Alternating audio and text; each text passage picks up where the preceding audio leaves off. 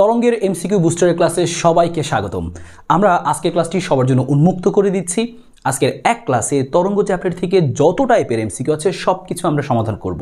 শুধু MCQ solve হবে না, প্রত্যেকটা টাইপের এমসিকিউ সলভের আগে ওই টাইপ থেকে যে সকল ইনফরমেশন তোমার মাথায় থাকা উচিত সেই সব কিছু আগে একবার আমরা রিভিউ করে দেবো, যেন তোমার একদম একটা সুন্দর একটা রিভিশন হয়ে যায়, পাশাপাশি তুমি এমসিকিউগুলো সলভ করতে পারো। তো চলো কথা না বাড়িয়ে আমরা সরাসরি শুরু করছি আমাদের তরঙ্গের এমসিকিউ বুস্টারের ক্লাসটি। সো এই চ্যাপ্টারটিকে আমরা আসলে দুইটা বড় টাইপে ভাগ করেছি। আমরা প্রথম টাইপে তরঙ্গ সংক্রান্ত যত রাশি রয়েছে, স্থির তরঙ্গ, অগ্রগামী তরঙ্গ, এই ধরনের ব্যাপার স্যাপারগুলো নিয়ে যেই সকল আমাদের টার্মগুলো রয়েছে সব কিছু আমরা আগে বেসিকগুলো দেখবো, তারপরে এমসিকিউ সলভ করবো। এবং টাইপ 2তে আমরা হচ্ছে সুর, টানাতার এবং হচ্ছে তরঙ্গের তীব্রতা, বিট, এই জাতীয় বা হচ্ছে একমুখ খোলা নল বা দুই মুখ খোলা নল, সো এরকম টাইপগুলো, এরকম টপিকগুলো নিয়ে আমরা 2 নম্বর টাইপকে সাজিয়েছি। সো আমাদের ক্লাসের প্যাটার্নটা কী হবে, শুরুতে আমরা যেই টাইপটা ধরবো সেই টাইপের বেসিক যে সকল ইনফরমেশন জানা প্রয়োজন সেগুলো আমরা একবার রিভিউ করবো, দেখাবো, বলবো কোনটা মুখস্থ রাখতে হবে, কোনটা ফর্মুলা, কোনটা বুঝে মনে রাখতে হবে, সব কিছু আগে বলে দিব, দেন আমরা এমসিকিউ সলভ করবো। এবং টাইপ ওয়াইজ যে তরঙ্গ থেকে যত প্রকারের এমসিকিউ হতে পারে আমরা দেখতে থাকবো। অগ্রগামী তরঙ্গ থেকে যত রকমের এমসিকিউ আসতে পারে, এই স্থির তরঙ্গ থেকে কিভাবে তোমাকে পরীক্ষায় ঘুরিয়ে বলতে পারে, তোমার কি মনে রাখতে হবে, কিভাবে তুমি সলভ করবে প্রশ্নগুলো, আমরা এই প্যাটার্নে আগাবো। একদম এক ক্লাস এমসিকিউ শেষ হয়ে যাবে। তো চলো আমরা ক্লাসটি শুরু করি। তবে ক্লাসটি শুরু করার আগে সবাইকে বলবো, ক্লাসটি অবশ্যই সবাই শেয়ার করে রাখো। পরীক্ষার আগে দেখবে যে খুব দ্রুত তুমি হচ্ছে এই ক্লাসটি দেখলে তোমার এই চ্যাপ্টার থেকে আর এমসিকিউ নিয়ে আলাদা তোমার প্রস্তুতি নিতে হচ্ছে না। সো ক্লাসটা অবশ্যই শেয়ার করে রাখো, বা যারা ফেসবুক থেকে দেখছো সেভ করে রাখতে পারো। এবং সবাইকে বলবো সবাই একটি লাইক এবং কমেন্ট করে নেক্সট চ্যাপ্টারটিও একইভাবে চাও কিনা সেটা কমেন্টে জানিয়ে যাও। এমসিকিউ বুস্টারের আজকের ক্লাসটি কেমন লাগলো সেটি ভিডিও শেষে ক্লাসটি দেখো, শেষ করো, তারপরে জানিও। তো চলো আমরা শুরু করছি আমাদের আজকের ক্লাসটি। এবং তোমাদেরকে আরও একটা স্পেশাল জিনিস জানিয়ে যায়, যেহেতু ঈদ, সো ঈদের উপলক্ষে সবাইকে কিন্তু আমরা একটা ঈদ অফার দিচ্ছি। এইচএসসি 26 তোমরা যারা আসো বিশেষ করে, সো তোমাদের কিন্তু পরীক্ষা এবং এই পরীক্ষার এই যতটুকু সময় রয়েছে, এই সময়েও তুমি যদি মনে করো যে আমার যে চ্যাপ্টারগুলো আসলে একটু সমস্যা রয়েছে, আমি গুছিয়ে নিতে পারি না, সময় কম, আমি কম সময় গুছিয়ে নিব, তো সেটাও কিন্তু সুযোগ তুমি এখনও পাচ্ছ। তো যতটুকু সময় রয়েছে ইউটিলাইজ করলে এখনও ভালো কিছু করা সম্ভব। এবং আমরা কিন্তু দেখো আমাদের এইচএস 26 আমাদের ব্যাচগুলো ছিল physics, chemistry, math, ICT, English, একদম একসাথে আমরা কিন্তু কম্বো একটা মেগা অফার দিচ্ছি। মাত্র 599 টাকায় অল ইন ওয়ান তুমি সব কিছু একসাথে পেয়ে যাচ্ছ। তবে এই অফারটি প্রথম 100 জনের জন্য অলরেডি কিন্তু হচ্ছে অনেকেই নিয়ে ফেলেছে। সো হয়তো আর 40 জনের মতো নিতে পারবে। সো খুব দ্রুত অফারটি নিয়ে নাও। অফারটি নিয়ে নেওয়ার জন্য দেখো ডেসক্রিপশন বক্স অথবা কমেন্ট বক্সে হচ্ছে লিঙ্ক দেওয়া আছে এবং হোয়াটসঅ্যাপের নাম্বার দেওয়া আছে। সো হোয়াটসঅ্যাপের নাম্বারটাও দেখে নাও এবং লিঙ্কও দেওয়া থাকবে, সো তুমি সেখান থেকে নিতে পারো। তো চলো আমরা আমাদের আজকের ক্লাসে শুরু করি। অবশ্যই সবাই লাইক দিয়ে পাশেই থাকো নেক্সট চ্যাপ্টারগুলো পাওয়ার জন্য। আমরা শুরু করছি আমাদের প্রথম টাইপটা হচ্ছে তরঙ্গ সংক্রান্ত রাশি, অগ্রগামী তরঙ্গ, স্থির তরঙ্গ, এই টাইপটা। সো এই টাইপের মধ্যে আমাদের শুরুতেই বুঝতে হবে যে আমরা তরঙ্গ নিয়ে কথা বলছি। তরঙ্গের বেশ কিছু বৈশিষ্ট্য আছে, যে সকল বৈশিষ্ট্যগুলো তোমার জানা থাকতে হবে। এই সকল পয়েন্টগুলো থেকে আমাদের পরীক্ষাতে বহুপদী এমসিকিউ আসবে। সো বহুপদী এমসিকিউ কীভাবে আসতে পারে তুমি খেয়াল করো, যে আমরা তরঙ্গ সম্পর্কে যে কথাগুলো কী জানি আমরা একবার ওভারভিউ করি। যে ভাই তরঙ্গ হচ্ছে এক ধরনের পর্যাবৃত্ত আন্দোলন, মাধ্যমে যে কণাগুলো থাকে সেই মাধ্যমের কণাগুলোর এক ধরনের আন্দোলন, নড়াচড়া, সবাই মিলে ঝিলে একটা নড়াচড়া করতেছে। সো সবাই মিলে ঝিলে একটা পর্যায়বৃত্ত গতিতে যখন নড়াচড়া করতে থাকে তখন তরঙ্গ সৃষ্টি হয়। এবং তরঙ্গ কী করে, এক স্থান থেকে অন্য স্থানে শক্তি সঞ্চালিত করে, কিন্তু মাধ্যমের কণাগুলো কিন্তু স্থানান্তরিত হয় না। এবং কণাগুলোর গতি সরল স্পন্দন স্পন্দন, এবং এদের মধ্যে একটা দশা পার্থক্য থাকে। এক একটা কণা যে মুভ করতেছে, সে প্রত্যেকটা কণার মধ্যে একটা দশার পার্থক্য থাকে। হ্যাঁ, সো এটা একটা ব্যাপার। এবং আমরা একটা কথা মনে রাখবো যে তরঙ্গ সরল পথে সমদ্রুতিতে চলে। যে তরঙ্গটা সৃষ্টি হচ্ছে ওই তরঙ্গটা সমদ্রুতিতে চলে, কিন্তু তরঙ্গ সমদ্রুতিতে চলে তার মানে কি তরঙ্গের কি কোনো ত্বরণ আছে? তরঙ্গের ত্বরণ নাই। কিন্তু ওই তরঙ্গটা সৃষ্টি করতেছে যে কণাগুলা, সেই কণাগুলো কিন্তু সমবেগে চলে না, সেই কণাগুলোর কিন্তু বেগ হ্রাস বৃদ্ধি হয়, তাদের কিন্তু ত্বরণ আছে। সো পরীক্ষায় যদি কখনো প্রশ্ন আসে, দেখো আমি কিন্তু শুধুমাত্র এমসিকিউ সময় গিয়ে খেলে এমসিকিউ বলবো তা না, এগুলো যে পড়াচ্ছি এগুলোই কিন্তু এক একটা এমসিকিউ আসেনি যেগুলো, সেগুলো এই জায়গাগুলো থেকে আসতে পারে। তোমার কথাগুলো শুনে রাখবে, তোমার অনেক এমসিকিউ এক্সট্রা হয়ে যাবে।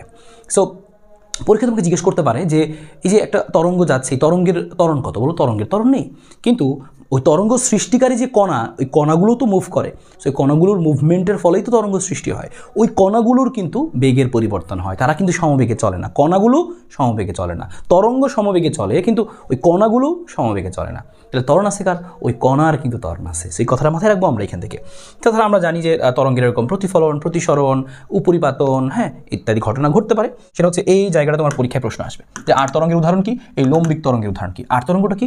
যখন যেই তরঙ্গের ক্ষেত্রে কণাগুলো যদি এভাবে মুভমেন্ট করে উপর নিচে, তাহলে তরঙ্গটা সামনে যাবে। তার মানে উপর নিচের সাথে সামনে অ্যাঙ্গেল কত? 90 ডিগ্রি। তার মানে কণাগুলোর মুভমেন্টের সাথে তরঙ্গের যে মুভমেন্ট তাদের কোণ যদি 90 ডিগ্রি হয় তখন আমরা তাকে বলি আর তরঙ্গ, অনুপ্রস্থ তরঙ্গ। উদাহরণ আমাদের পরীক্ষাতে আসবে, পানিতে আমরা ঢিল ছুড়লাম, আলোক তরঙ্গ। এরকম তরঙ্গগুলো কি হয়? আর তরঙ্গ হয়। এবং এখানে তরঙ্গ শীর্ষ, তরঙ্গ পাত তৈরি হয়, এবং একটা তরঙ্গ শীর্ষ থেকে আরেকটা তরঙ্গ শীর্ষ পর্যন্ত দূরত্বকে আমরা বলি তরঙ্গ দৈর্ঘ্য। এরকম ব্যাপার স্যাপারগুলো রয়েছে। একইভাবে লম্বিক তরঙ্গ রয়েছে। লম্বিক তরঙ্গটা কি? যেই তরঙ্গের ক্ষেত্রে দেখা যায় যে কণাগুলো যেদিকে মুভমেন্ট করছে তরঙ্গ সেদিকে সেই বরাবর একই দিকে মুভমেন্ট করছে, তার মানে সমান্তরাল হয়ে গেল, 0 ডিগ্রি হয়ে গেল, তার মানে সেই তরঙ্গকে আমরা বলি লম্বিক তরঙ্গ। যেমন শব্দ তরঙ্গ, বেস্ট একটা উদাহরণ।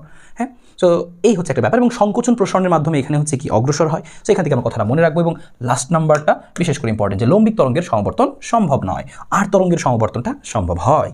সেখান থেকে কয়েকটা মনে রাখতে হবে, উদাহরণগুলো আমি তোকে পরে দেখাবো। এরপরে তরঙ্গ সংক্রান্ত বেশ কিছু রাশি রয়েছে, যে পূর্ণ স্পন্দন, পর্যায়কাল, কম্পাঙ্ক, বিস্তার, দশা, তরঙ্গ দৈর্ঘ্য, তরঙ্গ সংখ্যা, তরঙ্গ বেগ। সো এই টার্মগুলো তোমার একটু মনে রাখতে হবে, মাস্ট, যে কোনোভাবেই তোমাকে মনে রাখতেই হবে। কারণ কি, এই টার্মগুলো দিয়েই ঘুরে ফিরে নানান কথা জিজ্ঞেস করবে। কম্পাঙ্কটা কি? একটা তরঙ্গ প্রতি সেকেন্ডে এরকম পূর্ণ স্পন্দন কয়টা করলো, প্রতি সেকেন্ডে কয়টা করলো, প্রতি সেকেন্ডে যতগুলো পূর্ণ স্পন্দন করবে সেটা হচ্ছে কম্পাঙ্ক। আর একটা পূর্ণ স্পন্দনে যে সময় লাগবে সেটা হচ্ছে পর্যায়কাল। আশা করি জানো। এবং একইভাবে এখান থেকে খেয়াল করো, দশা রয়েছে। দশা বলতে কি বোঝায়? কোনো কণার সামগ্রিক অবস্থাকে বোঝায়। একইভাবে তোমার এখান থেকে আলাদা করে মনে রাখতে হবে তরঙ্গ সংখ্যা, যে প্রতি একক দূরত্বে তরঙ্গের দশা পরিবর্তনের হার, এটাকে আমরা বলি কৌণিক তরঙ্গ সংখ্যা। সো এটাকে কে দ্বারা লেখা হয়? কি মনে রাখবো? কে সমান 2π ল্যামডা লেখা যায়। একইভাবে বাকিগুলো আমরা একটু এখান থেকে চোখ বুলিয়ে রাখবো, দেখে রাখবো, আমাদের কাজে লাগবে। এখানে আমরা তরঙ্গ সংক্রান্ত যে ফর্মুলাগুলো লাগবে এই অংশের জন্য চলো আমরা রিভিউ করে ফেলি। তরঙ্গ সংক্রান্ত প্রথম যে ফর্মুলা আমরা জানি তরঙ্গ বেগ, তার আগে আমরা লিখি কম্পাঙ্ক। সো এই কম্পাঙ্কর সাথে আমাদের পর্যায়কালের সম্পর্ক আছে, f = 1/t, আমরা সকলেই জানি। সো এটা আমাদের এখানে কাজে লাগবে। 2 নম্বর বিষয় যেটা আমাদের কাজে লাগবে সেটা হচ্ছে যে তরঙ্গ বেগের সাথে এই কম্পাঙ্কের সম্পর্ক রয়েছে, সেটাকে লিখি আমরা v = কি লিখি? f lambda. তবে এটা কিন্তু এভাবেও লেখা যায়, দেখো f মানে তো 1/t, তাহলে কখনো কখনো এইভাবেও লেখা থাকে অপশনে λ/t। একই কথা, v = λ/t বা v = f ল্যামডা, একই জিনিস। সো এটা আমাদের একটা ব্যাপার। এখান থেকে আমরা এই কথাটুকু মনে রাখবো। আরও দুটো কথা মনে রাখতে হবে, যে দশা পার্থক্যের কথা একটু আগে আমরা দেখলাম। এই দশা পার্থক্যের একটা প্রশ্ন প্রচুর আসে পরীক্ষাতে। সো দশা পার্থক্য, এই ডেল্টা সমান সমান লেখা যায় হচ্ছে, দশা পার্থক্য সমান কি লেখা যায় দেখো, 2π/λ ইন্টু হচ্ছে কি পথ পার্থক্য। সো 2π/λ ইন্টু হচ্ছে কি পথ পার্থক্য। সো এটা হচ্ছে আমাদের একটা সম্পর্ক, যে ডেল্টা সমান 2π/λ ইন্টু ডেল এক্স। তার মানে এই ডেল এক্সটা হচ্ছে পথ পার্থক্য। যদি পথ পার্থক্য দেওয়া থাকে, এই ডেল এক্সটা হচ্ছে কি পথ পার্থক্য। সো যদি আমাদের পথ পার্থক্য দেওয়া থাকে, তাহলে আমরা এটা নিব। আর যদি ডেলটা আমরা নিই, এই ডেলটা কি দশা পার্থক্য। যখন দশা পার্থক্যের কথা বলবে বা চাবে তখন হচ্ছে এই ডেল, সেই কথাটা আমরা আলাদাভাবে লিখে রাখছি, দশা পার্থক্য ডেল সমান 2π/λ ইন্টু ডেল এক্স। আমাদের আরও একটা সূত্র রয়েছে সেম একইভাবে, সেটা হচ্ছে কি, সেটা হচ্ছে আমাদের হচ্ছে যে এই যে দশা পার্থক্যটা আমরা বের করতে পারবো আর একটা সূত্রের সাহায্যে, সেটা কি সময় দিয়ে। সেটা হচ্ছে এরকম 2π/T ইন্টু হচ্ছে ডেল টি, যে একটা সময় ব্যবধানে, নির্দিষ্ট সময় ব্যবধানে দুইটা কণার মধ্যে দশার পার্থক্য সৃষ্টি হয়ে যাবে। তো তখন আমি এভাবে লিখতে পারবো, দেখো 2π/λ ইন্টু ডেল এক্স, আর এখানে কি 2π/T ইন্টু ডেল টি, একই কথা। তোমাকে কিন্তু বলে যে 10 সেকেন্ড পরে, তাহলে এই যে 10 সেকেন্ড মুহূর্তে তুমি বের করে ফেলতে পারো দুইটা কণার মধ্যে দশার পার্থক্য। 10 সেকেন্ড বলতে কি একটা 0 একটা 10 এরকম। ফাইন। সো আমরা এখান থেকে এই কয়েকটা সূত্র পেয়ে গেলাম। আর একটা সূত্র আমরা দেখেছিলাম যে কে একটা লেখা ছিল, কে সমান সমান কি পেয়েছিলাম আমরা 2π/λ। এটাও মাঝে মাঝে বিভিন্ন সময় প্রয়োজন হবে। আরও দুটো ইম্পর্টেন্ট কথা আমরা এখানে নোট করে রেখেছি, এগুলো কিন্তু এমসিকিউ, ডিরেক্ট এমসিকিউ তোমার পরীক্ষাতে আসবে। দেখো, যখন মাধ্যম একই থাকে, হ্যাঁ, তখন তরঙ্গের বেগ একই হবে। মনে করো একটা এ থেকে একটা তরঙ্গ আসলো, এদিকে বি দিক থেকে তরঙ্গ আসলো, সবাই বায়ু মাধ্যমে যাচ্ছে, তার মানে সবার বেগ সেম হবে। একই মাধ্যমে তরঙ্গের বেগ একই হবে, যেখান থেকেই তৈরি হোক না কেন, মাধ্যম একটা, তরঙ্গের বেগ একই। মনে করো সবাই পানির মধ্যে ঢুকে গেল, তাহলে সবার বেগ একই হবে, একই বেগে যাবে সবাই, ঠিক আছে? তো সকল তরঙ্গের বেগ দেখা যাবে কি, যে একই মাধ্যমে একই রকম দেখা যাবে। এটা একটা পয়েন্টস আমরা বুঝলাম এখান থেকে। কিন্তু যখন মাধ্যম আলাদা তখন কি হবে দেখো, যখন মাধ্যম আলাদা কিন্তু উৎস একই, মাধ্যম আলাদা কিন্তু উৎস একই, তখন এফ একই হবে। মাধ্যম যদি আলাদাও হয়, মাধ্যম যদি সেমও হয়, উৎস যদি আলাদা হয়, তাহলে কম্পাঙ্ক আলাদা আলাদা হবে। মনে করো এ থেকে একটা শব্দ তৈরি হলো, বি থেকে একটা শব্দ তৈরি হলো, সো এ এর যে কম্পাঙ্ক, বি এর কম্পাঙ্ক আলাদা। এখন যদি তাদেরকে তুমি পানির মধ্যে ঢুকাই দাও, পানির মধ্যে গেলেও তাদের কম্পাঙ্কের কোনো চেঞ্জ হবে না। কম্পাঙ্ক বায়ুতে যাচ্ছিল, পানিতে ঢুকে গিয়েও তার কম্পাঙ্কটা সেম থাকবে, কারণ ওই যে সে এ উৎস থেকে তৈরি হয়েছে, তার কম্পাঙ্ক সব জায়গায় বজায় থাকবে। বি থেকে যেটা তৈরি হলো, মনে করো 500, ওই 500 সব জায়গায় বজায় থাকবে। শেষ। চেঞ্জ হবে কারা কারা, ভি এবং ল্যামডা, এগুলো চেঞ্জ হয়ে যাবে। আলাদা মাধ্যমে গেলে আলাদা আলাদা হয়ে যাবে। তো যাই হোক, এখান থেকে এই কথাটা মনে রাখবো। তাহলে কথাটা কি, মাধ্যম একই হলে আমাদের বেগ একই হবে। যদি আমাদের উৎস একই হয়, মেন কথা হচ্ছে এটা, উৎস যদি একই হয় তাহলে এফ একই হবে, কম্পাঙ্ক একই হবে, ঠিক আছে। তাহলে নির্দিষ্ট মাধ্যমে তরঙ্গের বেগ ওই মাধ্যমের স্থিতিস্থাপকতার উপর নির্ভর করে। এই কথাটা ইম্পর্টেন্ট, আমরা এটাতে একটা এমসিকিউ তোমাকে দেখাবো শেষে গিয়ে, যে স্থিতিস্থাপকতার উপরেও নির্ভর করে। স্থিতিস্থাপকতা ইয়ং গুণাঙ্ক, মনে করো দুইটা তোমাকে মাধ্যম দিল, হ্যাঁ, বা দুইটা তোমাকে বস্তু দিল, বললো কার মধ্যে দিয়ে এই তরঙ্গটার বেগ বেশি হবে, যার স্থিতিস্থাপকতা বেশি তার কিন্তু আমাদের তার হচ্ছে আমাদের কী বেশি হবে, বেগটা বেশি হবে। স্থিতিস্থাপকতা বলতে কি আমরা কঠিনের ক্ষেত্রে স্থিতিস্থাপকতা বলতে ইয়ং গুণাঙ্ক বুঝি, তো এখানে কিন্তু সম্পর্ক রয়েছে। তো আমরা দেখবো এমসিকিউতে আসবে। আরও দুইটা কথা তোমাকে বলেছিলাম অলরেডি, তুমি জানো তরঙ্গের বেগ সমান হলেও তরঙ্গে উপস্থিত কণার বেগ পরিবর্তনশীল। বললাম তরঙ্গ বেগটা সমবেগ, তরঙ্গ একই বেগে যায় 10, কিন্তু ওই তরঙ্গ সৃষ্টিকারী কণাগুলা কখনো বেগটা বাড়ে কখনো কমে, তার মানে এটা কি পরিবর্তনশীল, ত্বরণ আছে এই কণার। এবং উপস্থিত কণার অবস্থান, বেগ, ত্বরণ ইত্যাদি আমাদের সরল সন্নিহিত গতির যে সূত্রগুলো সেগুলো মানবে। সরণ, বেগ, ত্বরণ এই সূত্রগুলো আমাদের কণার ক্ষেত্রে ওই যে কণাটা মুভমেন্ট করতেছে ওই কণার বেগটা সরল সন্নিহিত স্পন্দন গতি, তো সেই ক্ষেত্রে যে সূত্র এখনও সেই সূত্রগুলো খাটবে। সো এই প্রত্যেকটা ইনফরমেশন তোমার মনে রাখতে হবে শুরুতেই।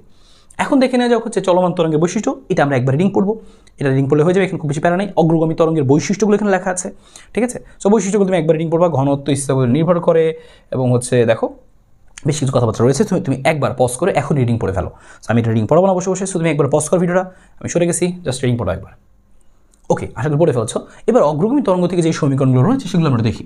যে অগ্রগামী তরঙ্গের সমীকরণটা লিখতে পারবো আমরা কীভাবে, যে Y equal to A sine, আমাদের সূত্র কী ছিল, সূত্র ছিল হচ্ছে 2π/λ, সাথে হচ্ছে কত ভিটি, আমাদের ছিল হচ্ছে প্লাস মাইনাস এক্স। তো ভিটি মাইনাস এক্স আমি লিখলাম।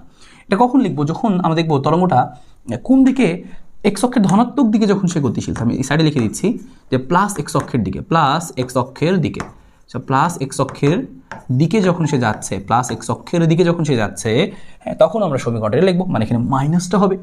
কিন্তু যদি আমরা সমীকরণটা এটা না লিখে আমি একটু চেঞ্জ করে এখানে একটু চেঞ্জ করে মাইনাসটা প্লাস করে দিই, তখনই আসলে ব্যাপারটা কী হবে দেখো, আমি ওইটাও লিখে দিচ্ছি। যদি তরঙ্গটা আমাদের এক্স অক্ষের দিকে না গিয়ে মাইনাস এক্স অক্ষের দিকে যায়, সো তখন সেক্ষেত্রে কী ঘটবে দেখো, তো মাইনাস এক্স অক্ষের দিকে যদি মুভ করে তাহলে সেক্ষেত্রে এই জায়গাটায় মাইনাসের জায়গায় প্লাস হয়ে যাবে। সূত্র হচ্ছে এইটুকুই, যে Y equal to A sine 2π/λ VT plus X. তাহলে মাইনাস এক্স হচ্ছে এক্স অক্ষের দিকে, আর যদি হচ্ছে এই যে মাইনাস এক্স কখন হলো, প্লাস এক্স অক্ষের দিকে গেলে, আর প্লাস এক্সটা কখন হলো, মাইনাস এক্স অক্ষের দিকে যখন গেলে তরঙ্গটা মুভমেন্ট করে। তোমাকে বললে তুমি এভাবে করে রিলেট করে নিবা। তখন গেল আমাদের এই জিনিসটা, এখান থেকে আমাদের বিভিন্ন কিছু বের করা আসে, যেমন এটাকে বলি আমরা বিস্তার, তরঙ্গের বিস্তার।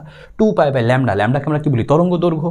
ভিটি মাইনাস এক্স, এখানে ভিটা হচ্ছে তরঙ্গ বেগ, টি হচ্ছে সময়, এক্স হচ্ছে কি, যে সরণ, বা তোমাকে এখানে সরণ বলতে হচ্ছে পথ পার্থক্য, এখানে এক্স হচ্ছে কি পথ পার্থক্য, সরণ হচ্ছে এটা, এই যে কণার সরণ, এই যে ওয়াই লিখছি এটা কি, এটা সরণ, এটা কিসের সরণ, কণার সরণ। সেই কথাটা মনে রাখবো আমরা, এই কণাটা যে মুভমেন্ট করতেছে, যে বিভিন্ন মুহূর্তে বিভিন্ন সময়ে ওই কণাটার সরণ কত হয়েছে সেটা আমরা বের করতে পারবো এই সূত্র দিয়ে।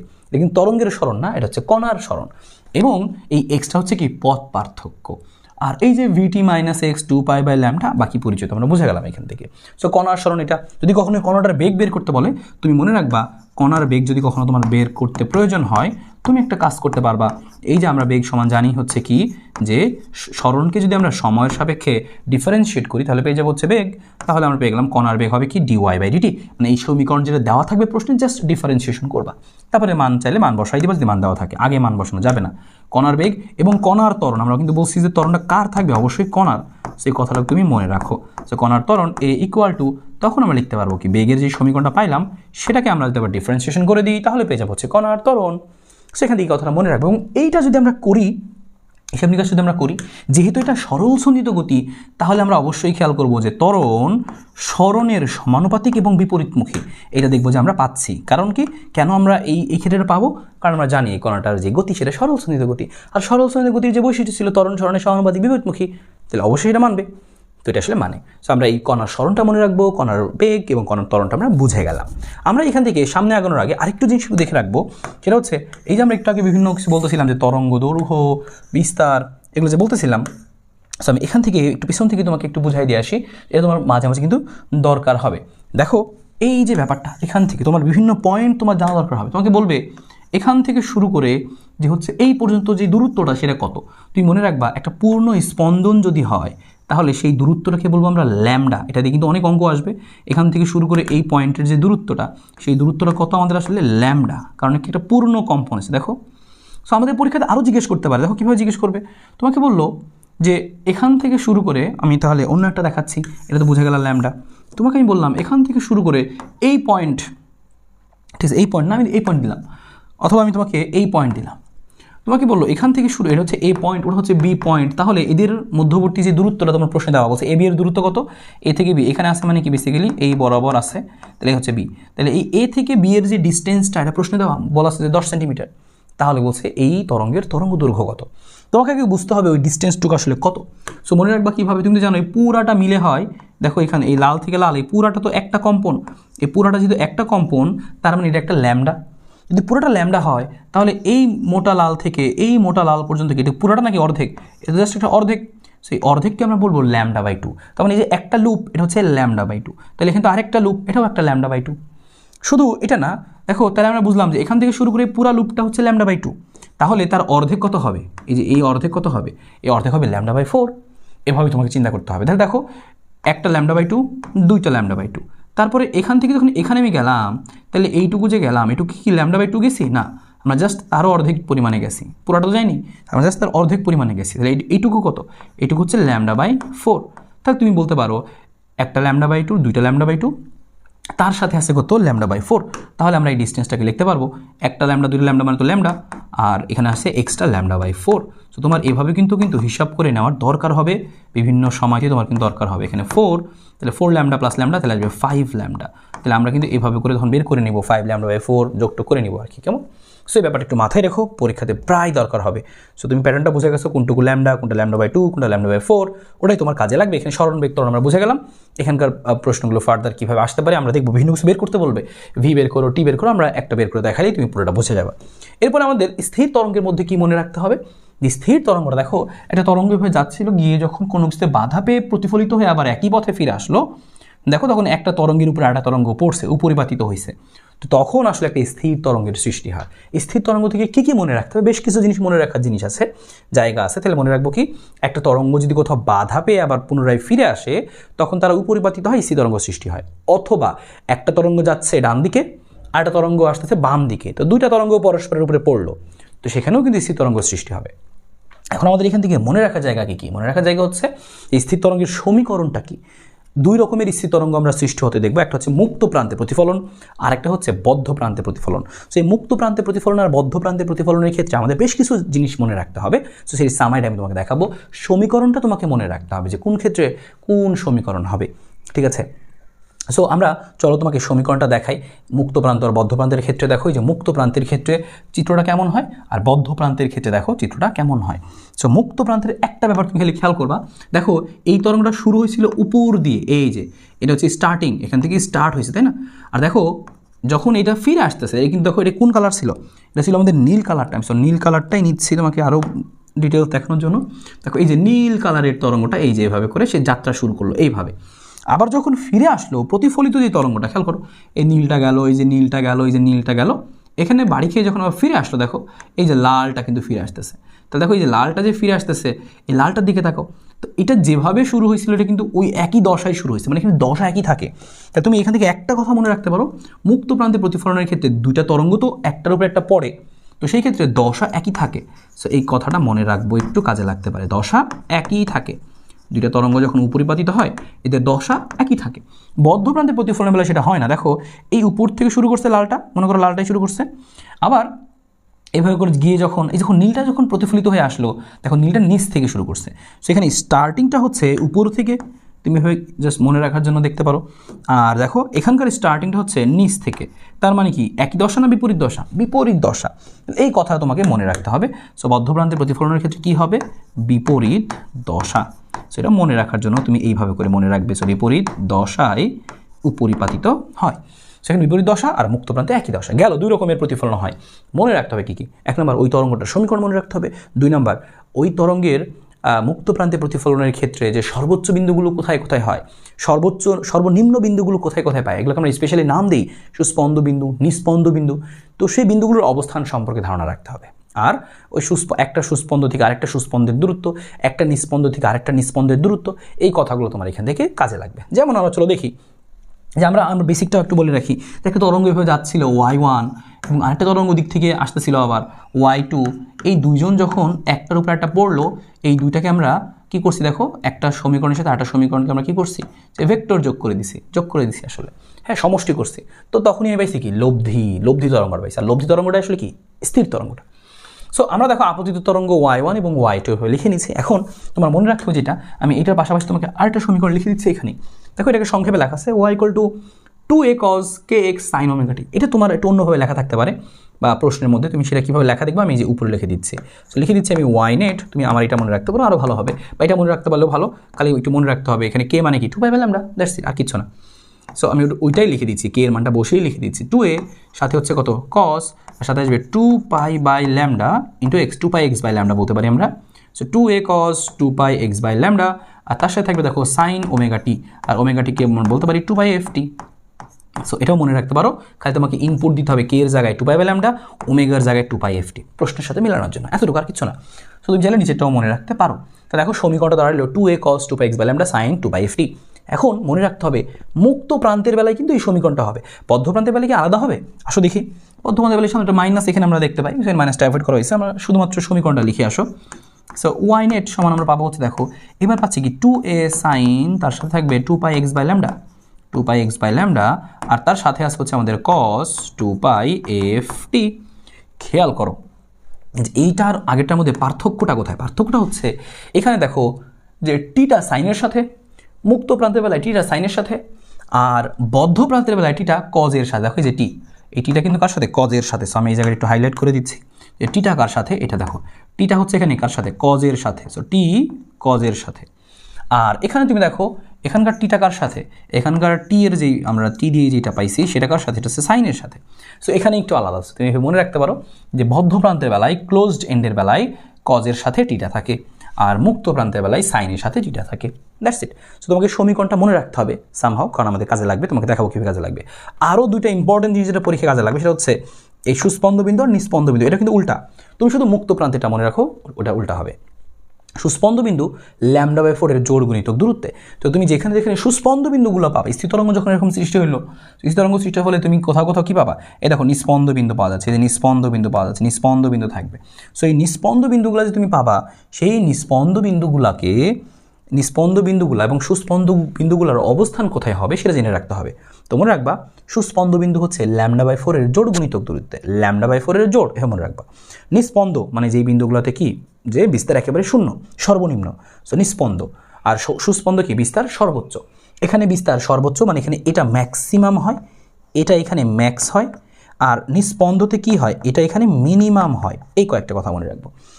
সুস্পন্দ কখন হবে, λ/4 এর জোড় গুণিতক দূরত্বে। নিস্পন্দ কখন হবে, λ/4 এর বিজোড় গুণিতক দূরত্বে, দ্যাটস ইট। একইভাবে এইটা দেখো জাস্ট উল্টায় গেছে, খেয়াল করে দেখো, সুস্পন্দ ছিল λ/4 এর জোড় কিন্তু এখন বিজোড়, নিস্পন্দ ছিল λ/4 এর বিজোড় কিন্তু এখন দেখো জোড় হয়ে গেছে। তার মানে তুমি জাস্ট এই একটা মনে রাখো, এটা উল্টা হবে, তুমি এটা জাস্ট ধরে নিবা, তাই হয়ে যাবে। আর সমীকরণটা তো বুঝে গেল, সমীকরণটার মধ্যে একটু উল্টা কাহিনী আছে, ঠিক আছে। আর দেখো এখানে একটা মাইনাস দিছে, এখানে কোনো মাইনাস ছিল না প্রতিফলিত তরঙ্গের বেলায়। তো যখন যে সকল প্রতিফলিত তরঙ্গের বেলায় তুমি দেখবে সামনে একটা মাইনাস আছে, তখন তুমি বুঝে নিবা তারা বিপরীত দশায় উপরিপাতিত হয়েছে, তার মানে তারা বদ্ধ প্রান্ত প্রতিফলিত হয়েছে। সো এই কয়েকটা কথা তোমাকে মনে রাখতে হবে এখান থেকে বিশেষভাবে। সো আমরা এখন রেডি এই জিনিসগুলো এখান থেকে একটু সলভ করার জন্য। এবং আরও কয়েকটা কথা, এই যে সুস্পন্দ বিন্দু নিস্পন্দ বিন্দু আমরা কথা বললাম, আমি তোমাকে এখানে একটু জিনিস বলে দিচ্ছি একটু একে, এটা আমাদের বিশেষভাবে কাজে লাগবেই, কাজে অবশ্যই লাগবে। হ্যাঁ, তো মনে করো এখানে আমাদের স্থির তরঙ্গ সৃষ্টি হয়েছে, আমরা জাস্ট এভাবে করে দেখাচ্ছি। মনে করো আমরা জাস্ট এখান থেকে এভাবে দেখাইলাম, এখান থেকে জাস্ট আমরা কয়েকটা দেখাইলাম। সো মনে করো এখান থেকে আমাদের আসলো, এই যে এখান থেকে জাস্ট দেখাই দিচ্ছি আমরা, এই যে জাস্ট মনে করে দেখাইছি আমরা। এখন আমরা সেটা মুক্ত প্রান্তে হোক বদ্ধ প্রান্তে হোক, আমরা সেটা দেখে বুঝতে পারবো। দেখো এটা কী প্রান্ত, বদ্ধ প্রান্তে হয়েছে, বোঝা যাচ্ছে কীভাবে, এটা উপর থেকে স্টার্ট করছে, আর দেখো প্রতিফলটা কি নিচ থেকে বিপরীত দশায় স্টার্ট করছে, তাই না? এখন এই জায়গা থেকে তোমার যেটা মনে রাখতে হবে সেটা হচ্ছে এই যে এই বিন্দুগুলোকে বলা হয় হচ্ছে নিস্পন্দ বিন্দু, এগুলোকে কি বলে, নিস্পন্দ বিন্দু। আর সুস্পন্দ বিন্দু কোনগুলো, লালগুলা, এই যে সর্বোচ্চ যেগুলো, এই যে সর্বোচ্চ যেগুলো, হ্যাঁ, বা নিচেটাও বলতে পারতাম আমি কীভাবে। সো এখান থেকে তোমার যেটা মনে রাখতে হবে যে দুইটা নিস্পন্দ বিন্দুর দূরত্ব, যেমন এই যে সবুজ থেকে সবুজ, তাহলে এটা মনে রাখবা যে পরপর এই একটা সবুজ থেকে এই একটা সবুজ, আমি কথা লিখে দিচ্ছি, এই কথাটা মাস্ট পরীক্ষাতে তোমার 1 নাম্বার তোমাকে পাওয়াই দিবে। সো পরপর এই যে একটা বা এখানেও আছে, সেম একইভাবে এখানেও তো আছে, এই যে এখানেও তো আছে আর কি, হ্যাঁ। সো পরপর দুটি নিস্পন্দ বিন্দুর দূরত্ব, সো পরপর দুটি নিস্পন্দ পরপর দুটি নিস্পন্দ বিন্দুর দূরত্ব। সো পরপর দুটি নিস্পন্দ বিন্দুর দূরত্ব যখন দরকার হবে তখন সেটাকে আমরা বলবো λ/2। শুধু তাই না, পরপর দুইটা সুস্পন্দ যদি হয় আমাদের, এই দেখো এই যে একটা সো পরপর যদি দুইটা সুস্পন্দ বিন্দু হয়, বললাম এই যে আমাদের একটা সুস্পন্দ বিন্দু, এই যে একটা সুস্পন্দ বিন্দু, এই যে একটা সুস্পন্দ বিন্দু, তাহলে ওই সাদা দিয়ে লিখতেছি আমি সেই কথাটা। তাহলে এবার যে হচ্ছে পরপর দুটি, সো পরপর দুটি সুস্পন্দ বিন্দুর দূরত্ব, পরপর দুটি সুস্পন্দ, হ্যাঁ, সো পরপর দুটি হচ্ছে সুস্পন্দ, সো পরপর দুটি সুস্পন্দ, হ্যাঁ, সো পরপর দুটি সুস্পন্দ বিন্দুর দূরত্ব। সো মনে রাখো পরপর দুটি সুস্পন্দ বিন্দুর দূরত্ব। সো পরপর দুটি আমরা লিখে নিচ্ছি সুস্পন্দ বিন্দুর দূরত্ব, এটাও হবে কত λ/2। তার মানে আমি দেখো চিত্র এঁকে তোমাকে দেখাই দিচ্ছি, এখান থেকে বুঝতে পারবা এই যে এইটুকু হচ্ছে λ/2, বুঝতে পারছো। আবার এখান থেকে শুরু করে এই যে সবুজ থেকে সবুজ এটুকু আমাদের কত, এটুকু হচ্ছে আমাদের কত λ/2। আবার এই যে একটা উপর থেকে আর একটা উপর পর্যন্ত দূরত্ব কি λ/2। কিন্তু বুদ্ধি করে বলো যদি পরপর তিনটা নিতাম, একটা দুইটা তিনটা, তাহলে বলো এইটা λ/2 আবার এটাও তো λ/2, তাই না।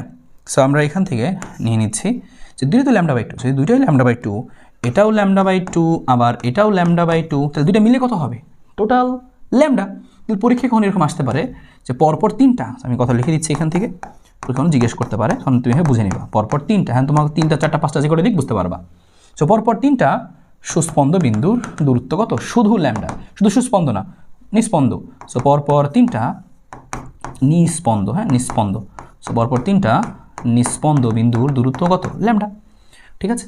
আর মনে রাখবে এই যে একটা লুপ, সো দেখো একটা লুপ আমি লাল দিয়ে দেখাই, এখান থেকে শুরু করলো এটা λ/2, আবার এখান থেকে যে শেষ করতো ল্যামডা, তাই না।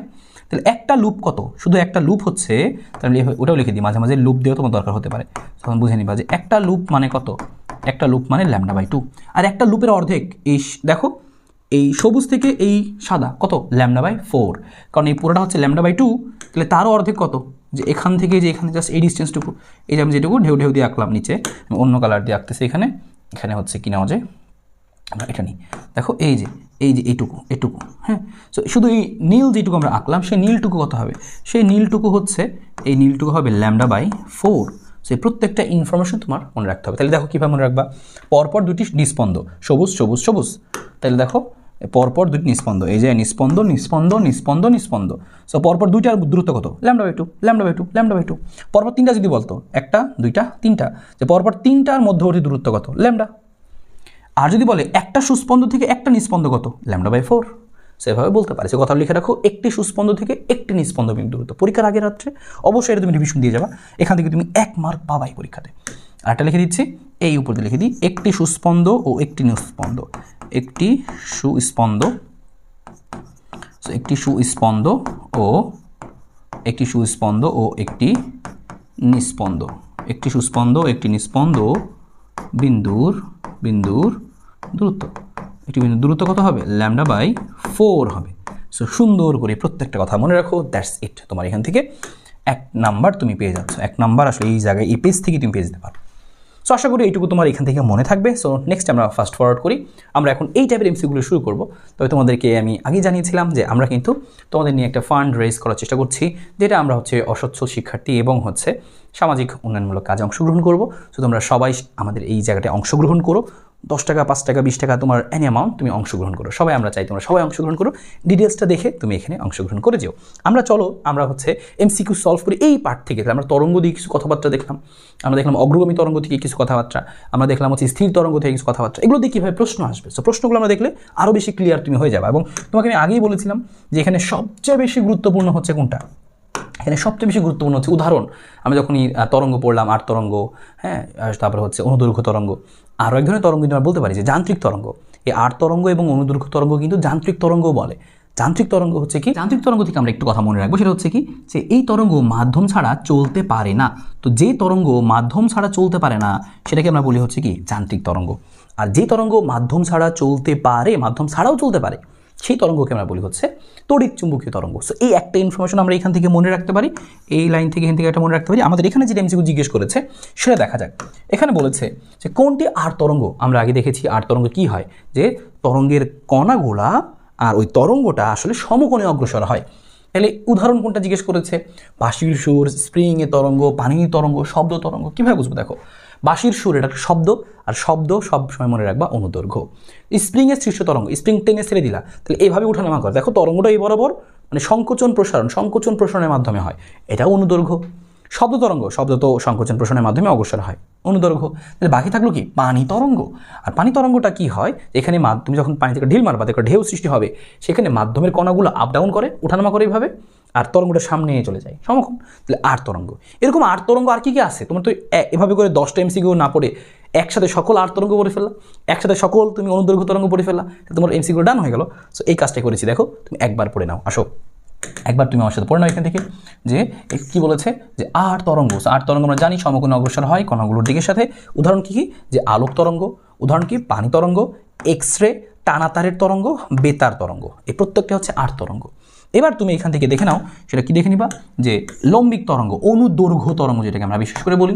সো অনুদৈর্ঘ্য তরঙ্গের মধ্যে দেখো কি কি আছে? সকল ধরনের শব্দগুলো তুমি পাবা। দেখো, শব্দ তরঙ্গ, স্প্রিংয়ের সৃষ্টি তরঙ্গ, এটা বিশেষভাবে মনে রাখো, স্প্রিংয়েরটা কিন্তু পরীক্ষায় আসে, সবগুলো আসে আসলে, কোনোটাই বাদ না। সো বাঁশির সুর, তারপরে ঢোলে বাড়ির শব্দ, ভূমিকম্পের আসলে যে তরঙ্গ, হ্যাঁ, প্রি ওয়েভ যেগুলো আমরা দেখতে পাই আর কি ভাবে, যে সেটা হচ্ছে আমরা দেখি হচ্ছে যে লম্বিক তরঙ্গের উদাহরণ। সো এখানে আমরা আর তরঙ্গ এবং লম্বিক তরঙ্গের উদাহরণগুলো পেয়ে গেলাম। দেখো, অন্য বোর্ডে এসেছে, চট্টগ্রাম বোর্ডে এসেছে এবং দিনাজপুর বোর্ডে অনুরূপ প্রশ্ন এসেছে। নিচের কোনটি লম্বিক তরঙ্গ? এখন লম্বিক তরঙ্গ তুমি কীভাবে বলবো? একটু দেখলা যে পানিতে তরঙ্গ, নো। শব্দ তরঙ্গ, ইয়েস।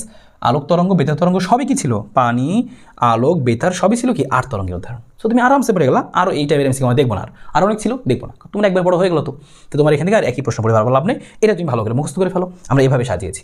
পরে দেখি, যখন শব্দ বায়ু থেকে পানিতে প্রবেশ করে তখন কী পরিবর্তন হয়? ওই যে বলেছিলাম যে কী পরিবর্তন হয়, কোনটা পরিবর্তন হয়, কোনটা হয় না। বলছে যখন বায়ু থেকে পানিতে, বুঝলাম মাধ্যম চেঞ্জড। মাধ্যম চেঞ্জ হলে বায়ুতে যেরকম বেগ ছিল, চিন্তা করো, বায়ুতে যেরকম বেগ ছিল পানিতে কি সেরকম বেগ থাকবে? উত্তর হচ্ছে না। পানিতে বেগ চেঞ্জ হবে। আমরা জানি এক এক মাধ্যমে বেগটা এক এক রকম হয়। তাহলে বায়ুতে যেরকম বেগ ছিল পানিতে তো ভিন্ন রকম বেগ হবে। শুধু তাই না, যে শব্দ যেহেতু একটা, তা দেখো শব্দ একটাই, তাহলে একটা শব্দ খালি বায়ু থেকে পানিতে গেছে, একটাই শব্দ, একটাই উচ্চ দিকে তৈরি হয়েছে, মানে কম্পাঙ্ক সেম থাকবে। তাহলে আমরা এখান থেকে বুঝে ফেলতে পারি যে এফ এখানে কি থাকবে? সেম থাকবে, ও চেঞ্জ হবে না। সো এটা তোমার যদি প্রয়োজন হতো তুমি ইউজ করতা, এফ সেম থাকবে। যেহেতু এফ সেম থাকবে, ভি চেঞ্জ হয়েছে, আর মনে রাখবা ভি চেঞ্জ হলে সাথে সাথে ল্যামডাও চেঞ্জ হয়ে যাবে। এটা মনে রাখবা, ভি চেঞ্জ হলে কি চেঞ্জ হবে? ল্যামডাও চেঞ্জ হয়ে যাবে। সো তুমি ভি চেঞ্জ করে ফেলছো, ল্যামডাও চেঞ্জ হবে। তার মানে এখানে যেরকম ল্যামডা ছিল, এখানে আমি একই রকম ল্যামডা পাবো না, এখানে আমি একটা ডিফারেন্ট ল্যামডা পাবো। তাহলে চেঞ্জ হলো কি কি? দুইটা জিনিস, ভি আর ল্যামডা। তো দেখো পরিবর্তন হয়েছে কোনটা? কম্পাঙ্ক কি পরিবর্তন হয়েছে? সেম আছে, সেম থাকে, সেম এফ সেম থাকে। কারণ কি? একই উৎস থেকে তৈরি হয়েছে, আলাদা মাধ্যমে আলাদা হলেও এফ চেঞ্জ হয় না। তাহলে এই বেচারা তো চেঞ্জ হয়নি, তার মানে চেঞ্জ হয়েছে কে? বেগ চেঞ্জ হয়েছে, তরঙ্গ দৈর্ঘ্য চেঞ্জ হয়েছে, দ্যাটস ইট। তাহলে উত্তর তুমি পেয়ে গেলা কি? 1 আর 3। সেখান থেকে তুমি পিক করে নাও 1 আর 3 কই আছে, 1 আর 3 দাগে দাও, দ্যাটস ইট। এইভাবে কিন্তু মনে রাখলে তোমার জন্য অনেক ইজি হবে। কোনো বস্তুতে স্পন্দন সৃষ্টি করা হলে ওই স্পন্দন বায়ুতে রুদ্ধতাপীয় প্রক্রিয়ায় সঞ্চালিত হয়, মাধ্যমের সংকোচন প্রসারণের মাধ্যমে সঞ্চালিত হয়। ইয়েস, হ্যাঁ, সংকোচন প্রসারণ হতেই পারে। সরল সন্ধিত স্পন্দন সৃষ্টি করে, ইয়েস, এটাও হতে পারে। এবং রুদ্ধতাপীয়ও হতে পারে। কেন? দেখো এখানে যে কোনো বস্তুতে যখন স্পন্দন সৃষ্টি হয় তখন এখানে খুব দ্রুত সংকোচন প্রসারণের মাধ্যমে স্পন্দনগুলো হয়। সো খুব দ্রুত যখন হয় এখানে তাপের আদান প্রদান হওয়ার সুযোগ পায় না। আমরা পড়েছিলাম রুদ্ধতাপীয় প্রক্রিয়া, তাপগতিবিদ্যায়, যে প্রক্রিয়াতে তাপের আদান প্রদান হওয়ার সুযোগ পায় না, খুব দ্রুত ঘটে যায় যে ঘটনাগুলো, হঠাৎ ঘটে যায়, খুব দ্রুত যে ঘটনাগুলো ঘটে সেখানে তাপের আদান প্রদান হওয়ার সুযোগ কম থাকে। সো এক্ষেত্রে আমরা বলতে পারবো যে ইয়েস, সো এটাও আমাদের রুদ্ধতাপীয় প্রক্রিয়া সঞ্চালিত হচ্ছে বলা যাবে। তার মানে কি উত্তর হবে কোনগুলো? সবগুলাই হবে। সো বলতে পারবো এখান থেকে। পরে চলে যাই, কৌণিক কম্পাঙ্কের মাত্রা কোনটি? কৌণিক কম্পাঙ্কের মাত্রা, সো কম্পাঙ্ক হচ্ছে 1/t, বিশেষ করে তুমি এখান থেকে পাবা। এখন কৌণিক কম্পাঙ্ক তুমি দেখবা এটা থাকবে কিভাবে, যে কৌণিক কম্পাঙ্ককে লিখে আমরা ওমেগার সূত্র কি? 2π/t। তো খেয়াল করো এখানে শুধু টি আছে, তাহলে টি এর মাত্রা তুমি বসাবা। টি এর মাত্রা কি? আমরা জানি টি এর মাত্রা হয় টি হয়, কিন্তু তো নিচে আছে, তাই আমরা এটাকে লিখতে পারবো কি? যে টি ইনভার্স 1। তাহলে উত্তর হচ্ছে এটা, যে টি ইনভার্স 1। সো টি ইনভার্স 1 কোথায় আছে? দেখি আমরা MLT, টি ইনভার্স নাই, এখানে টি ইনভার্স আছে। দেখো অন্যগুলো টি ইনভার্স আছে, কিন্তু দেখো এখানে M0, মানে এম তো এখানে লেখা নাই, তাহলে 0 এটা কারেক্ট, কিন্তু এটা তো রং। আবার দেখো এটা কারেক্ট, আবার এল তো এখানে নাই, এটা রং। তো দেখো এম এখানে নাই, এলও নাই, তাহলে M0 L0, ঠিক আছে, আবার এটাও ঠিক আছে। দেখো সব কিছুই ঠিকঠাক আছে। তাহলে উত্তর কোনটা দেবো আমরা? এটাকে ভরাট করে দিব। বুঝতে পেরেছো? সো এইভাবে তুমি চিন্তা করতে পারো। আমরা আরেকটা দেখি এই তরঙ্গ দিয়ে কীভাবে আসছে। বলছে যে চিত্র হতে পি বিন্দুর সাপেক্ষে এবং সি বিন্দু দশাপার্থক্যের অনুপাত কত, মানে কি পি বিন্দুর সাপেক্ষে এ বিন্দুরটা, সো পি এর সাপেক্ষে আমরা একবার এ বের করবো, পি এর সাপেক্ষে আমরা একবার কি বের করবো, এখানে সি বিন্দুটাও বের করবো। তো আসো করা যাক, পি এর সাপেক্ষে এ বিন্দুর আগে আমরা দশাপার্থক্য দেখি। আমরা দেখে নিই এখান থেকে পি এর সাপেক্ষে এ কোথায়, এই যে আমাদের এই জায়গাটাই মানে কি দেখো তো, এখানে মানে কি, তার মানে এই বরাবর আছে, এই বরাবর আছে, তাহলে তুমি খেয়াল করো এখানে পি আর এই বরাবর হচ্ছে আমাদের এটা, তাহলে এই বিন্দু আর এই বিন্দুর কথা বলছি, এই দুইটা লাল বিন্দু। তো দুইটা লাল বিন্দু দেখো আমরা অলরেডি শিখছিলাম যে এই যে দুইটা তরঙ্গ শীর্ষ, এরা দুইটা তরঙ্গ শীর্ষের মধ্যবর্তী দূরত্বকে ল্যামডা বলে, তার মানে এদের মধ্যবর্তী পথ পার্থক্য হচ্ছে ল্যামডা। আমি যদি পথ পার্থক্য বের করতে পারি, দশা পার্থক্য বের করতে পারবো। আমরা জানতাম দশা পার্থক্য সমান, দেখো যে আমরা লিখতাম এভাবে, দশা পার্থক্য জানলে আমরা পথ পার্থক্য বের করতে পারতাম। তাহলে আমরা এখানে জানি 2π/λ ইন্টু পথ পার্থক্য, তাহলে আমরা লিখতাম যে ডেল সমান দেখো 2π/λ ইন্টু পথ পার্থক্য ডেল এক্স। সো আমার তো পথের পার্থক্যটা দরকার, যে এখানে এই দুইটার মধ্যে যে পথের যে পার্থক্যটা, এটা কিন্তু পথের পার্থক্য, হ্যাঁ এটা কিন্তু ডেল এক্স। তাহলে দুইটা পথের পার্থক্য তো ল্যামডা, পথের পার্থক্যটা ল্যামডা। হ্যাঁ তাহলে দেখো তুমি যদি এখান থেকে এই ডেলের মানটা বের করতে চাও, তাহলে তোমার অবশ্যই পথের পার্থক্য দুইটা লাগবে। সো দুইটা পথের পার্থক্য বের করলে তুমি দশা পার্থক্য বের করে ফেলতে পারবে, একই জিনিস হবে আর কি, অনুপাত একই হবে। তাহলে আমরা লিখি যে পি বিন্দুর সাপেক্ষে এ বিন্দুর যে পথ পার্থক্য, সেই পথ পার্থক্য নিয়ে কাজ করছি, আর পথ পার্থক্যের অনুপাতটাই হবে কি দশা পার্থক্যের অনুপাতের সমান। তাহলে আমরা এখানে লিখে নিচ্ছি যে পথ পার্থক্যের অনুপাত। তো দেখো পি এর সাপেক্ষে এ, তাহলে আমি লিখে নিচ্ছি এখানে আমি দাগ দিয়ে লিখে নিচ্ছি যে পি এর সাপেক্ষে এটা আমি দাগ দিয়ে লিখে নিচ্ছি, দেখো যে পথ পার্থক্য ডেল এক্স, এটা কার জন্য, পি এর সাপেক্ষে এর, তাহলে আমি লিখলাম ডেল এক্স এপি, হ্যাঁ ডিভাইডেড বাই হচ্ছে আমি নিলাম হচ্ছে ডেল এক্স এর সাপেক্ষে হচ্ছে পি এর সাপেক্ষে সি এ, তাহলে লিখবো কি আমি ডেল এক্স হচ্ছে সিপি, ঠিক আছে। তাহলে আমি ভাগ করে আসো। সো আমরা দেখলাম এ আর পি এর, এই যে আমাদের এ ছিল, এখানে এ মানে এই বরাবর, এপি এর দূরত্ব ডিস্টেন্সটা কত, এপি এর ডিস্টেন্সটা হচ্ছে ল্যামডা, তাই আমি এখানে বসাই দিলাম হচ্ছে পথের পার্থক্য বসাইলাম ল্যামডা। এবার খেয়াল করো পি এর সাথে সি, এই যে পি আর আমাদের সি এখানে, তাহলে খেয়াল করো এখান থেকে এখানে, তার মানে কি আসলে যে এইখান থেকে এইখানে বলতে পারি আমি সুবিধার জন্য, এখান থেকে এটা বললাম আমি, কারণ এখানে তো আছে, তাহলে আমি এখানে ধরে নিতে পারতাম, এটুকু ধরে নিতে পারতাম, একই কথা আর কি, সমস্যা নেই। দেখো এইটুকু কত, আমরা জানি হচ্ছে এখান থেকে এইটুকু হয় হচ্ছে λ/4, আবার এখান থেকে এইটুকু হয় কত λ/4, তাহলে এই টোটালটা কত আসলে, এই টোটালটা হচ্ছে λ/2। তাহলে বি থেকে সি, আমাদের পি থেকে সি বলছে মানে কি আসলে পি বরাবর আছে আমাদের বি, আর সি বরাবর আছে আমাদের এটা, তাহলে এইটুকু পথটা আসলে কত হবে, এটুকু তোমরা বুঝতে পারো যে λ/2, কারণ কি এখান থেকে এটুকু λ/4, এখান থেকে λ/4, এই যে পুরোটা আমাদের হয়তো ল্যামডা, তাহলে অর্ধেক কত λ/4, যোগ করলে λ/2, তাহলে আমাদের এটা আসবে হচ্ছে λ/2। কাটাকাটি করো, দেখো ল্যামডা কাটা, একটু উপরে চলে যাবে, তাহলে এখানে দাঁড়াবে হচ্ছে 2। পথের পার্থক্য বের হয়ে গেলো, তার মানে একইভাবে সেম তুমি বলতে পারবা পথের পার্থক্য 2 আসছে, তার মানে কি এটা হচ্ছে 2:1, তার মানে দশার পার্থক্যটাও কত আসবে তোমার হচ্ছে, যে হচ্ছে দশার পার্থক্যটা তুমি কী পাবা, যে 2:1 তুমি পাবা, ঠিক আছে, কারণ পথের পার্থক্য দশার পার্থক্য সমানুপাতিক, সো তুমি বের করে ফেলতে পারো 2:1। তোমার উত্তরটা কত হবে দেখো এখান থেকে 2:1। সো এবার তোমার পরীক্ষায় প্রশ্ন থাকতে পারে, বলছে 22.5 সেন্টিমিটার ব্যবধানে অবস্থিত তরঙ্গের দুটি কণার মধ্যে দশা পার্থক্য এত, উচ্ছের কম্পাঙ্ক এত, তরঙ্গ দৈর্ঘ্য কত, দশা পার্থক্য প্রশ্নে দেওয়া, তুমি লিখবা আমরা জানতাম কি, যে আমরা জানতাম যে দশা পার্থক্য ডেল সমান 2π/λ ইন্টু হচ্ছে ডেল এক্স, প্রশ্নে চেয়েছে তরঙ্গ দৈর্ঘ্য কত, তরঙ্গ দৈর্ঘ্য ল্যামডা চাইছে, তো ল্যামডা সমান কি হবে দেখো 2π ইন্টু হচ্ছে ডেল এক্স, আমি লিখে নিচ্ছি আগে, নিচে হচ্ছে এই ডেল্টাটা, সো আমি লিখলাম ল্যামডা ইকুয়াল টু 2π, আমাদের এই ডেল্টার মানটা কত, দশা পার্থক্য 3.14, সো লিখলাম আমি 3.14, আর ডেল এক্স কত, ডেল এক্স হচ্ছে আমাদের 22.5 সেন্টিমিটার ব্যবধান, সো 22.5 আমি সেন্টিমিটারে বের করতেছি ফার্স্টে, খেয়াল করে দেখো কত আসবে, এটা দেখো 3.14, এই যে পায়ের মান 3.14, কাটাকাটি চলে গেল, থাকলো কত 22 গুণ 2, তাহলে 44, তাহলে 45 থাকলো, তাহলে 45 সেন্টিমিটার, আর মিটারে নিলে বাকিটা তো বুঝতে পারছো 0.45 metre, that's it. So 0.45 metre আমরা এই যে খ নম্বরে পেয়ে যাচ্ছি, বের করে ফেলতে পারবো। তো আমি দেখো ওই যে সূত্রগুলো দেখছিলাম আমরা, ওই সূত্র দিয়েই কিন্তু কাজে লাগছে, এবং এটা দিয়ে কিন্তু বেশ অনেক কাজে লাগবে তোমার, এটা তুমি ধরে রাখতে পারো, এটা দিয়ে তোমার অনেক অনেক অনেক কাজে লাগবে, ঠিক আছে। গেল আমাদের এখান থেকে। আরেকটা প্রশ্ন ছিল এখান থেকে, বহুপদী প্রশ্ন, বলছে উদ্দীপক অনুসারে নিচের কোনটি সঠিক, বলছে তরঙ্গবেগ 189, তাহলে আমরা বুঝবো কীভাবে তরঙ্গবেগ 189 কিনা বের করে আসো। আমরা জানতাম তরঙ্গবেগ ভি সমান হচ্ছে কি এফ ল্যামডা, তুমি অলরেডি বের করেছো, এখানে ল্যামডাটা বের করেছো, আমি এখানে মান বসাই দিই, এফ এর মানটা আমাদের দেওয়া ছিল, কম্পাঙ্ক হচ্ছে 420 হার্জ, আর ল্যামডা হচ্ছে 0.45, সো গুণ করবো আমরা, আমাদের গুণ করলে এখানে 420, 42, 45 গুণ করলে একটা মান আসবে, আমরা দেখবো এখানে কত আসে। ওকে, আমরা দেখি উৎপন্ন শব্দ শোনা যাবে কিনা, পর্যায়কাল হবে এত, তাহলে আমরা এখান থেকে কিভাবে বুঝবো যে শোনা যাবে কিনা, তার আগে আমরা কাজ করি, পর্যায়কালটা বের করে ফেলি। এই 3 নাম্বারটা বের করে ফেলে আমরা সব পর্যায়কাল। পর্যায়কাল আমরা জানি টি সমান সমান হচ্ছে কি 1/f। সো 1/f মানে কত 1/420। সো 1/420। সো 1/420 পর্যায়কাল হচ্ছে আমরা এখান থেকে পেয়ে যাবো। উৎসের কম্পাঙ্ক 420 হার্জ ছিল, আর আমরা এখানে পেয়ে গেলাম হচ্ছে পর্যায়কাল হবে এত সেকেন্ড। সো ওকে, ভালো কথা। এখন উৎসের কম্পাঙ্ক হচ্ছে যে 420 হার্জ। তাহলে আমাদের এখান থেকে এখন সিদ্ধান্ত নিতে হবে এই জিনিসগুলো থেকে যে আমরা কোনটা কোনটা কারেক্ট। তার আগে আমরা হচ্ছে ক্যালকুলেটরে এটা বের করে নিই একটু। আসো একটু আমরা এটা বের করে নিই। এটা গুণ করে নিচ্ছি কত 420 ইন্টু হচ্ছে 0.45। হ্যাঁ 189 চলে আসছে, ডাইরেক্ট 189 আসছে। তো লিখে নিলাম আমরা 189। এবার দেখো আমাদের পর্যায়কালটা কত আসে 1/f করলে 1/420। এটা আমাদের আসে হচ্ছে 2.38। আমাদের এটা আসে যে 2.38ই আসে, তবে 10⁻³ আসে, তো 420 হার্জই ছিল। তার মানে আমাদের কম্পাঙ্কটা আসছে দেখো এত সেকেন্ড। হ্যাঁ স্যার কম্পাঙ্ক আছে, পর্যায়কাল আসছে এত সেকেন্ড। তো এটা কারেক্ট না, কারণ যে পাওয়ারটা তো এখানে নেই, তাহলে এটা ভুল। এটা ভুল হলে যে অপশন দেখা যাচ্ছে এটা তো হবেই, আর উৎপন্ন শব্দ শোনা যাবে, এটা আমরা আরও শিওর হবো কীভাবে বুঝবো।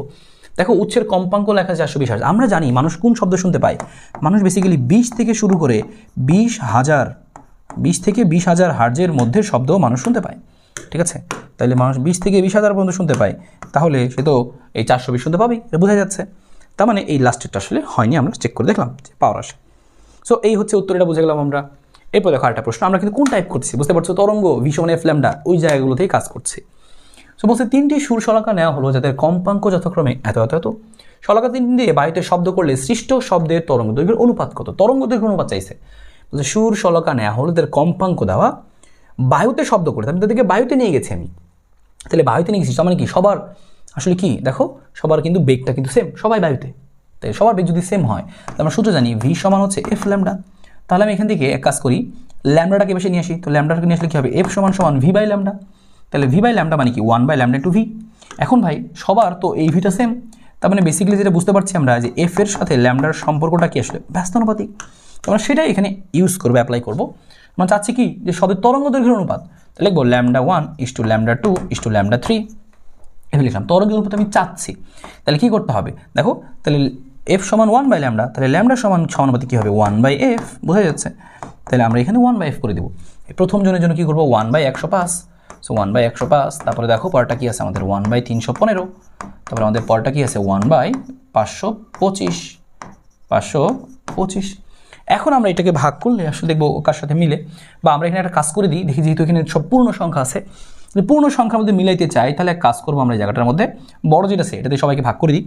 তাহলে উপরে আমি সবাইকে দিয়ে দিলাম হচ্ছে, দেখো সবার উপরে আমি একটা কাজ করে নিচ্ছি। দেখো জাস্ট আমি এই জিনিসটাকে হিসাব করার জন্য এটা যা যা ছিল আমি তাই রাখলাম। হ্যাঁ আমি তাই রাখলাম, কিন্তু এখন আমি সবার উপরে হচ্ছে এই বড় নাম্বারটা দিয়ে দিচ্ছি।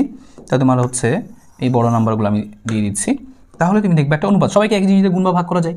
তো আমি এটাকে ভাগ করেছি 525, এখানে থাকবে, এখানে থাকলো 525, এখানে থাকলো কত 525। তো আমরা ভাগ করলে কী পাচ্ছি এখানে দেখো, এখানে পাচ্ছি 525 ভাগ 105, এটা আসতেছে 5। আমরা এখান থেকে পেয়ে গেলাম হচ্ছে এটা পাচ্ছি হচ্ছে 5, আর ওইটা পাচ্ছি 1, এটা বোঝাই যাচ্ছে 5:1। 525 ভাগ হচ্ছে 315 আসে হচ্ছে, এখানে আমি লিখে নিতে পারি হচ্ছে এরকম যে এটা মান আসছে আসলে 5/3, এমন আসছে আসলে। 525কে 315 কাটি করো 5/3 আসছে। ওকে, ভালো কথা, এটুকু বের করে ফেলাম। এখন অপশন যেটা পাচ্ছি না, তাহলে কী করবো দেখো, এখানে সবাইকে দেখো 3 আসছে না নিচে 3, তাহলে আমি সবাইকে 3 দিয়ে গুণ করে দিই। তো সবাইকে যদি 3 দিয়ে গুণ করে দিই এখন, তাহলে এক্সট্রা করে এখানে আসে পড়বে কত 15। এখানে 3 দিয়ে গুণ করলে 3 কাটা যাবে, থাকবে হচ্ছে শুধু 5, আর এখানে 3 দিয়ে গুণ করলে আসবে 3। তাহলে আমি এটাও তো উত্তর, এটা উত্তরই আসলে, কিন্তু অপশনে নেই, তাই আমরা এটা বের করে নিলাম। 15 5 3, 15 5 3 কোথায় আছে দেখো, এই যেটার মধ্যে আছে 15 5 3। সেভাবে তোমাকে একটু বুদ্ধি করে রেজাল্টটা নিয়ে আসতে হবে, এটা হচ্ছে কষ্ট। সেভাবে সেম প্রসিডিউর করে ফেলবা, ফার্স্টে তুমি লিখে ফেললা, তবে বড় নাম্বারটা দিয়ে সবাইকে এরকম করে ভাগ করে দিলা, তখন দেখবা সেটা আসবে, তখন তুমি কাটাকাটি দেখেই বাকিটা বুঝে যেতে পারবা। ওকে ফাইন, সবার পরটা দেখি, বলছে বায়ু ও পানিতে এত কম্পাঙ্কের রয়েছে, তরঙ্গের পার্থক্য এত, বাতাসের শব্দের বেগ এত হলে পানিতে বেগ কত? সেগুলো আমরা কিন্তু রিটেনে অনেক সময় করতাম। সো চলে আসতো, আমরা দেখি এখানে কি বলেছে। বায়ু ও পানিতে 300 হার্জ। তো তোমাকে বলেছে কম্পাঙ্ক কিন্তু একটা, বায়ু ও পানিতে দুজনেরই কত 320 হার্জ। আর আমরা জানতাম ভাই যে একটা উচ্চ থেকে তৈরি হলে বায়ুতে যাক পানিতে 320 থাকবে। শব্দের তরঙ্গ দৈর্ঘ্যের পার্থক্য দেওয়া আছে 3.9। এখন তরঙ্গ দৈর্ঘ্যের পার্থক্য তাহলে দুইটা, তাহলে একটা হচ্ছে ল্যামডা এ, একটা ল্যামডা আমাদের ডাব্লিউ। কোনটা আমরা আগে লিখবো খেয়াল করো, আমরা জানি হচ্ছে বাতাসের শব্দের বেগ এত হলে পানিতে বেগটা কত? তাহলে তুমি এখানে দেখো পানিতে বেগটা কত, তুমি এখানে একটা জিনিস জানো, আমরা জানি ভি ইকুয়াল টু হচ্ছে এফ ল্যামডা। আমরা জানি বায়ু থেকে পানিতে কী হয়, পানিতে বেগটা বেশি হয়। সো যেখানে বেগটা বেশি হয় সেখানে তো ল্যামডাটাও বেশি হবে, কারণ এফ তো এখানে কনস্ট্যান্ট, চেঞ্জ হচ্ছে না। তাহলে পানিতে আমাদের বেশি, তাহলে পানি মাইনাস হচ্ছে দিয়ে দিলাম হচ্ছে বায়ু। তাহলে আমি লিখে ফেলবো শুরুতেই, বলছে না তরঙ্গ দৈর্ঘ্যের পার্থক্য 3.9। সো যেটার বেগ বেশি সেই ল্যামডাটাকে আগে রাখবা। তো ল্যামডা ডাব্লিউ মাইনাস ল্যামডা এ সমান কত? 3.9। আমরা ল্যামডা যদি লিখতে পারবো ভি ইকুয়াল টু, আমরা জানি কি, আমরা জানি ভি সমান এফ ল্যামডা, ল্যামডা সমান হবে কত? V by F. তাহলে এখানে বসাই দিচ্ছি আমি ভি ডাব্লিউ বাই হচ্ছে এফ মাইনাস বসাই দিচ্ছি কত? ভি এ বাই হচ্ছে এফ, আর এখানে আমাদের ব্র্যাকেট থাকলো, এখানে মান থাকলো 3.9।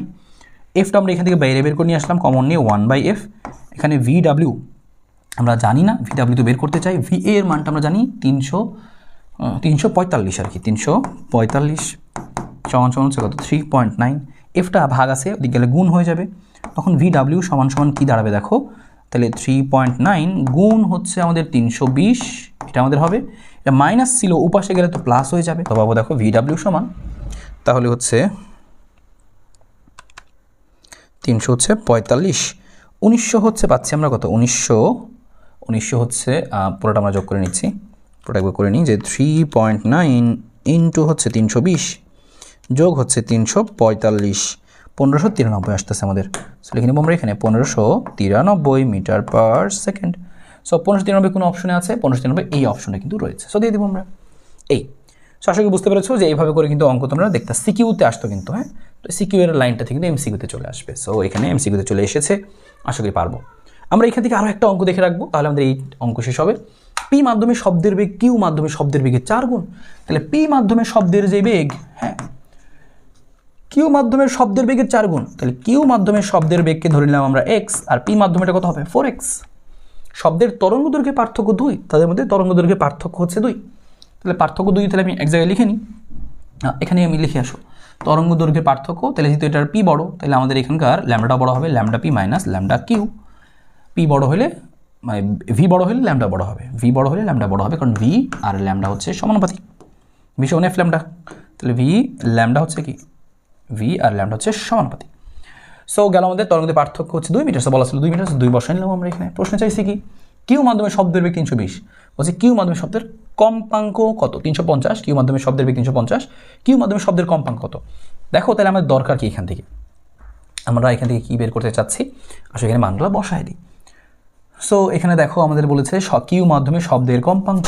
সো কিউ মাধ্যমে আমি জানি হচ্ছে বেগ, যদি ল্যামডা বের করতে পারি কিউ মাধ্যমে, এটা কিউ মাধ্যমে ছিল, আর কিউ মাধ্যমে যদি আমি ল্যামডা বের করতে পারি তাহলে কিন্তু খেলা শেষ, যে ভি সমান এফ ল্যামডা, তো তোমার এফটা বের হয়ে আসবে।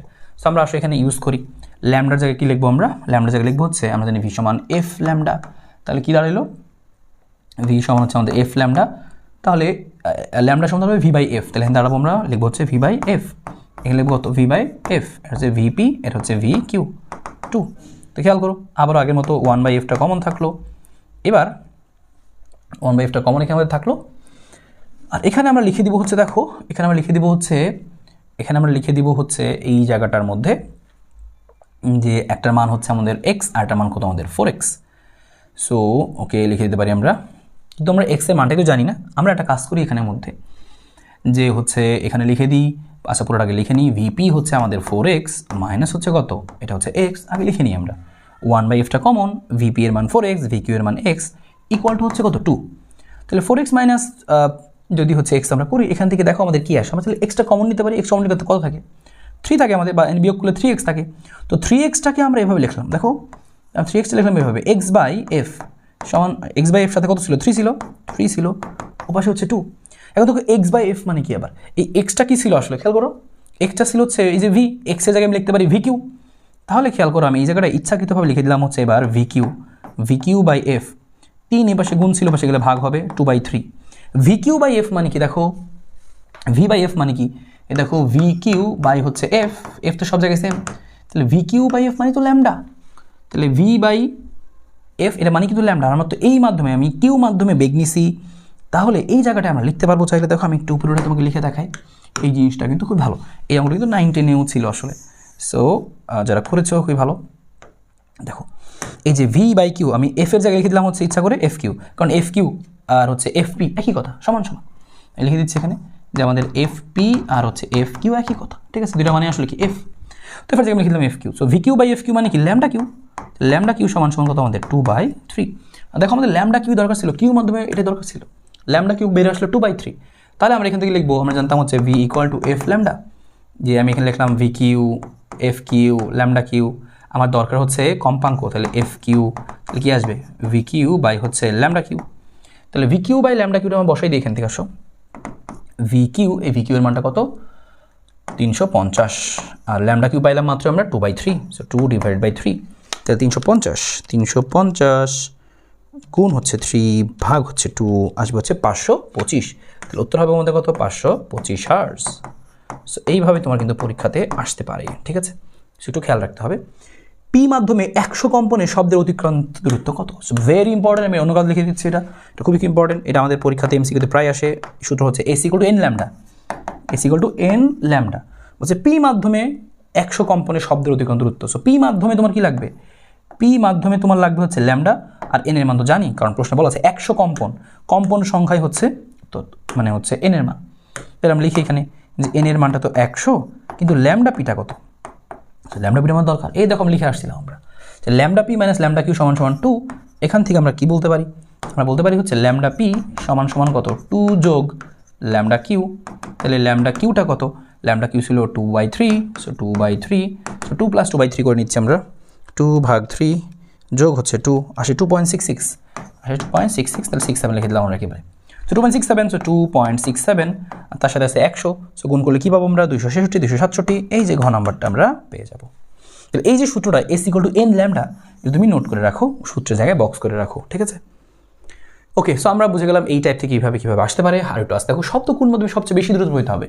তো শব্দ এখানে দেখো ইস্পাতে সবচেয়ে বেশি প্রবাহিত হবে, সবচেয়ে বেশি দ্রুত প্রবাহিত হবে। ওই যে বলেছিলাম যে স্থিতিস্থাপকতার সাথে ইয়ং গুণাঙ্কের একটা ফর্মুলা আছে, তো তুমি এই ফর্মুলাটা একটু এখান থেকে মনে রাখতে পারো, একটু ব্যাখ্যাও রেখেছি, সো তুমি যেন একটু নিজে পড়ে বুঝে ফেলতে পারো যে ভি সমান দেখো স্থিতিস্থাপক গুণাঙ্ক ডিভাইড বাই রো।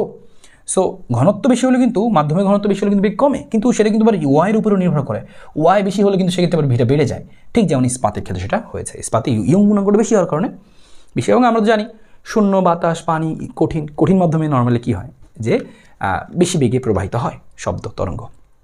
সো এই হচ্ছে আমাদের এখানকার প্রশ্নটা। আমরা দেখব অগ্রগামী তরঙ্গ থেকে কীভাবে আমাদের প্রশ্নগুলো জিজ্ঞেস করতে পারে। সো আমরা অগ্রগামী তরঙ্গের প্রশ্নটাও একটু দেখে নিব এখান থেকে। দেখো কি বলেছে যে কোনটি ঋণাত্মক এক্স অক্ষ অভিমুখে অগ্রগামী তরঙ্গের সমীকরণ। ঋণাত্মক এক্স অক্ষ মানে কি প্লাস হবে বলেছিলাম। সো দেখো এই যে একমাত্র এটার মধ্যে প্লাস আছে। সুতরাং সরল সন্ত স্পন্দন সম্পন্ন কণার সমীকরণ, তাহলে একটা দেওয়া আছে, বলছে সর্বোচ্চ স্মরণ। আমরা জানি এই বিস্তারটা মানে হচ্ছে সর্বোচ্চ স্মরণ, এই বিস্তারটাকে আমরা কি বলি যে সর্বোচ্চ স্মরণ। এটা আমাদের জিজ্ঞেস করেছে যে সর্বোচ্চ স্মরণটা কত, তো সর্বোচ্চ স্মরণ তো হয় বিস্তার এ, তাহলে উত্তর হবে কোথায় এ। বলছে একটি অগ্রগামী তরঙ্গের আদিদশা π/2 হলে তরঙ্গটি স্মরণ বনাম সময় লেখা অঙ্কন করো। সো আদিদশা π/2, সো আদিদশা π/2 হলে কোন জায়গা থেকে শুরু হবে খেয়াল করো। তো আদিদশা π/2 অগ্রগামী তরঙ্গের সমীকরণ জানতাম y = a sin omega t plus delta, তাই না। সো বলেছে কিনা আদিদশা হচ্ছে π/2, সো আমি এখানে π/2 বসাই দিই, তাহলে খেয়াল করো আদিদশা, তাহলে টি শূন্য হবে। তাহলে দেখো y = হচ্ছে a sin, আদিদশা কখন হয় আমাদের যখন টাইম 0 সেই মুহূর্তে, আর এখানে হচ্ছে আদিদশা π/2, তাহলে sin π/2 হচ্ছে 1, তাহলে y এর মানটা আসে কত a আসে। তাহলে যেখানে y এর মানটা a, টাইম যখন 0 y এর মানটা a, দেখো কোনো জায়গায় আছে টাইম যখন 0 তখন y এর মানটা তো শূন্য, এখানে টাইম যখন 0 তখন y এর মানটা দেখো এই যে a, তার মানে এইটার মধ্যে আমরা দেখতে পাচ্ছি কি ঘটছে, y সমান a হয়ে গেছে। তাহলে এটা আমাদের উত্তর হবে এখান থেকে। সে বলেছিল π/2 আদিদশা হলে, তো তুমি এটা খেয়াল করলা π/2 আদিদশা হয়, আদিদশা জায়গায় বসাইলা, আর আদিদশা কখন পাবে যখন টাইম = 0-তে দশা, সেটাই হচ্ছে আদিদশা। তো টি এর মানটা 0 বসালাম আমরা, ডেল এর মানটা বসালাম, হিসাব করে আসলে y = a, অপশনে খেয়াল করে দেখলাম কোন অপশনের সাথে মিলতেছে y = a, সেটা হলো আমাদের উত্তর। সেখান থেকে আমাদের এই পোর্শনগুলো গেল, বুঝতে পারলাম। এই স্থির তরঙ্গ থেকে কী জিজ্ঞেস করতে পারে দেখি। বলছে একটি স্থির তরঙ্গের নিস্পন্দ বিন্দুতে কণার বেগ কত। নিস্পন্দ বিন্দুতে তো কণার কোনো বেগই থাকে না, স্পন্দ বিন্দুতে কণার বেগ হচ্ছে যে একদম শূন্য, স্পন্দ বিন্দুতে কণার বেগ থাকে, স্থির থাকে। তারপর বলছে তরঙ্গ দৈর্ঘ্য ল্যামডা হলে পরপর 3টা নিস্পন্দ বিন্দু, বলেছিলাম পরপর 2টা নিস্পন্দ হচ্ছে λ/2, 3টা হলে ল্যামডা, এখানে সেই ল্যামডাটা আছে। পাশাপাশি দুটি সুস্পন্দ বিন্দুর মধ্যে দশা পার্থক্য কত। তুমি জানো পাশাপাশি দুটি সুস্পন্দ বিন্দুর মধ্যে পথ পার্থক্য, তুমি জানো এদের মধ্যে 2টা সুস্পন্দ বিন্দুর মধ্যে পথ পার্থক্য λ/2, আর তুমি এটা আবার জানো এদের মধ্যে সম্পর্ক আছে 2π/λ, ইন্টু হচ্ছে পথ পার্থক্য λ/2, λ কাটা 2 কাটা, তাহলে বুঝতেই পারছো উত্তর হচ্ছে কত, যে পাই হচ্ছে আমাদের এখান থেকে উত্তর। আমরা পরেরটা দেখে ফেলি। উদ্দীপকটির ক্ষেত্রে প্রযোজ্য। দেখো এখানে একটা তরঙ্গ এভাবে করে এসেছে এবং একটা তরঙ্গ এভাবে করে আবার এইভাবে করে ফেরত আসছে, প্রতিফলিত হয়ে ফেরত আসতেছে। ভালো, এখন জিজ্ঞেস করছে কি স্থির তরঙ্গ, কথা সত্য। দুটি অগ্রগামী তরঙ্গ দ্বারা সৃষ্ট, দুটি অগ্রগামী তরঙ্গ দ্বারা স্থির তরঙ্গ সৃষ্টি হয়েছে। এক লুপের শক্তি অন্য লুপে স্থানান্তরিত হয় না, এক লুপের শক্তি অন্য লুপে স্থানান্তরিত আসলে হয় না, এই কথাটা হবে আসলে। তাহলে আমরা এখান থেকে উত্তর পেয়ে গেলাম হচ্ছে 2, 2। mn = 40 হলে ab কত? দেখো আমাদের এখানে এ বিটা আসলে একটু ভুল হয়েছে, এখানে বিটা আসলে এখানে না, আমাদের বিটা আসলে এই জায়গাটার মধ্যে, এখানে আসলে বিটা ছিল। তো এবি মানে কি তুমি খেয়াল করে দেখো যে আমি আসলে এবি মানে কোন ডিস্টেন্সের কথা বলছি, এই ডিস্টেন্সের কথা বলছি, তাই না? সেটুকু কত? আমরা জানি এই পুরা লুপ হচ্ছে λ/2, তাহলে একটা সুস্পন্দ আর একটা নিস্পন্দের দূরত্ব হয় আমরা জানি λ/4, তো পড়ে আসছি আমরা একটা সুস্পন্দ একটা নিস্পন্দ, এটুকু কত? এটুকু হচ্ছে λ/4। আবার দেখো এখানেও একটা λ/4, তাই না? আমি নিচের একটা λ/4 নিচ্ছি লাল, তো দেখো এখানে একটা λ/4, তাহলে λ/4 সব মিলে কত? এখানেও আমাদের একটা λ/4, সো λ/4 সব মিলে হলো কত? λ/2। তাহলে বুঝে গেলাম আমরা λ/2। তাহলে আমাদেরকে প্রশ্নে বলেছে এবি কত, তাহলে আমরা বুঝে গেলাম যে এবি হবে ভাই λ/2 হবে, শেষ। কিন্তু অপশন দেওয়া আছে মান mn = 40, mnটা খেয়াল করো, m থেকে n কয়টা লুপ? 1টা 2টা 3টা 4টা, তাহলে mn মানে আমরা বুঝলাম হচ্ছে 4টা লুপ, আর 4টা লুপ মানে হচ্ছে 4টা λ/2, মনে আছে? একটা λ/2 2টা 3টা 4টা, আর mn মান দেওয়া হচ্ছে 40, তো 40 সমান হচ্ছে আমাদের আসলে কত এখানে, যেখানে হচ্ছে 2λ, 40 = 2λ, আছে λ সমান কত? 20, আর λ মান যদি 20 আমরা এখানে বসাই দিই উত্তর কত হবে? 20/2, তার মানে কত? 10। তাহলে আমাদের উত্তরটা হচ্ছে কত? 10। তো উত্তর হবে আমাদের কত এখান থেকে? 10। সেভাবে তোমার পরীক্ষায় প্রশ্ন আসতে পারে স্থির তরঙ্গ দিয়ে। স্থির তরঙ্গ দিয়ে আরও কি বলতে পারে আসো আমরা দেখি। তরঙ্গ দৈর্ঘ্য ল্যামডা হলে এক্স এর মান কত? দেখো আমাদের এখানে এক্স দেওয়া, এক্স বলতে কোনটুকু? এখান থেকে এখানে। তাহলে আমরা খেয়াল করি, দেখো কয়টা লুপ পাচ্ছি আমরা এখান থেকে, এইটা হচ্ছে একটা লুপ, 2 নম্বর লুপ, 3 নম্বর লুপ, 4 নম্বর লুপ, 4টা লুপ পুরো পাইছি। আর এখানে কি পুরা লুপ পাইছি নাকি অর্ধেক পাইছি? অর্ধেক।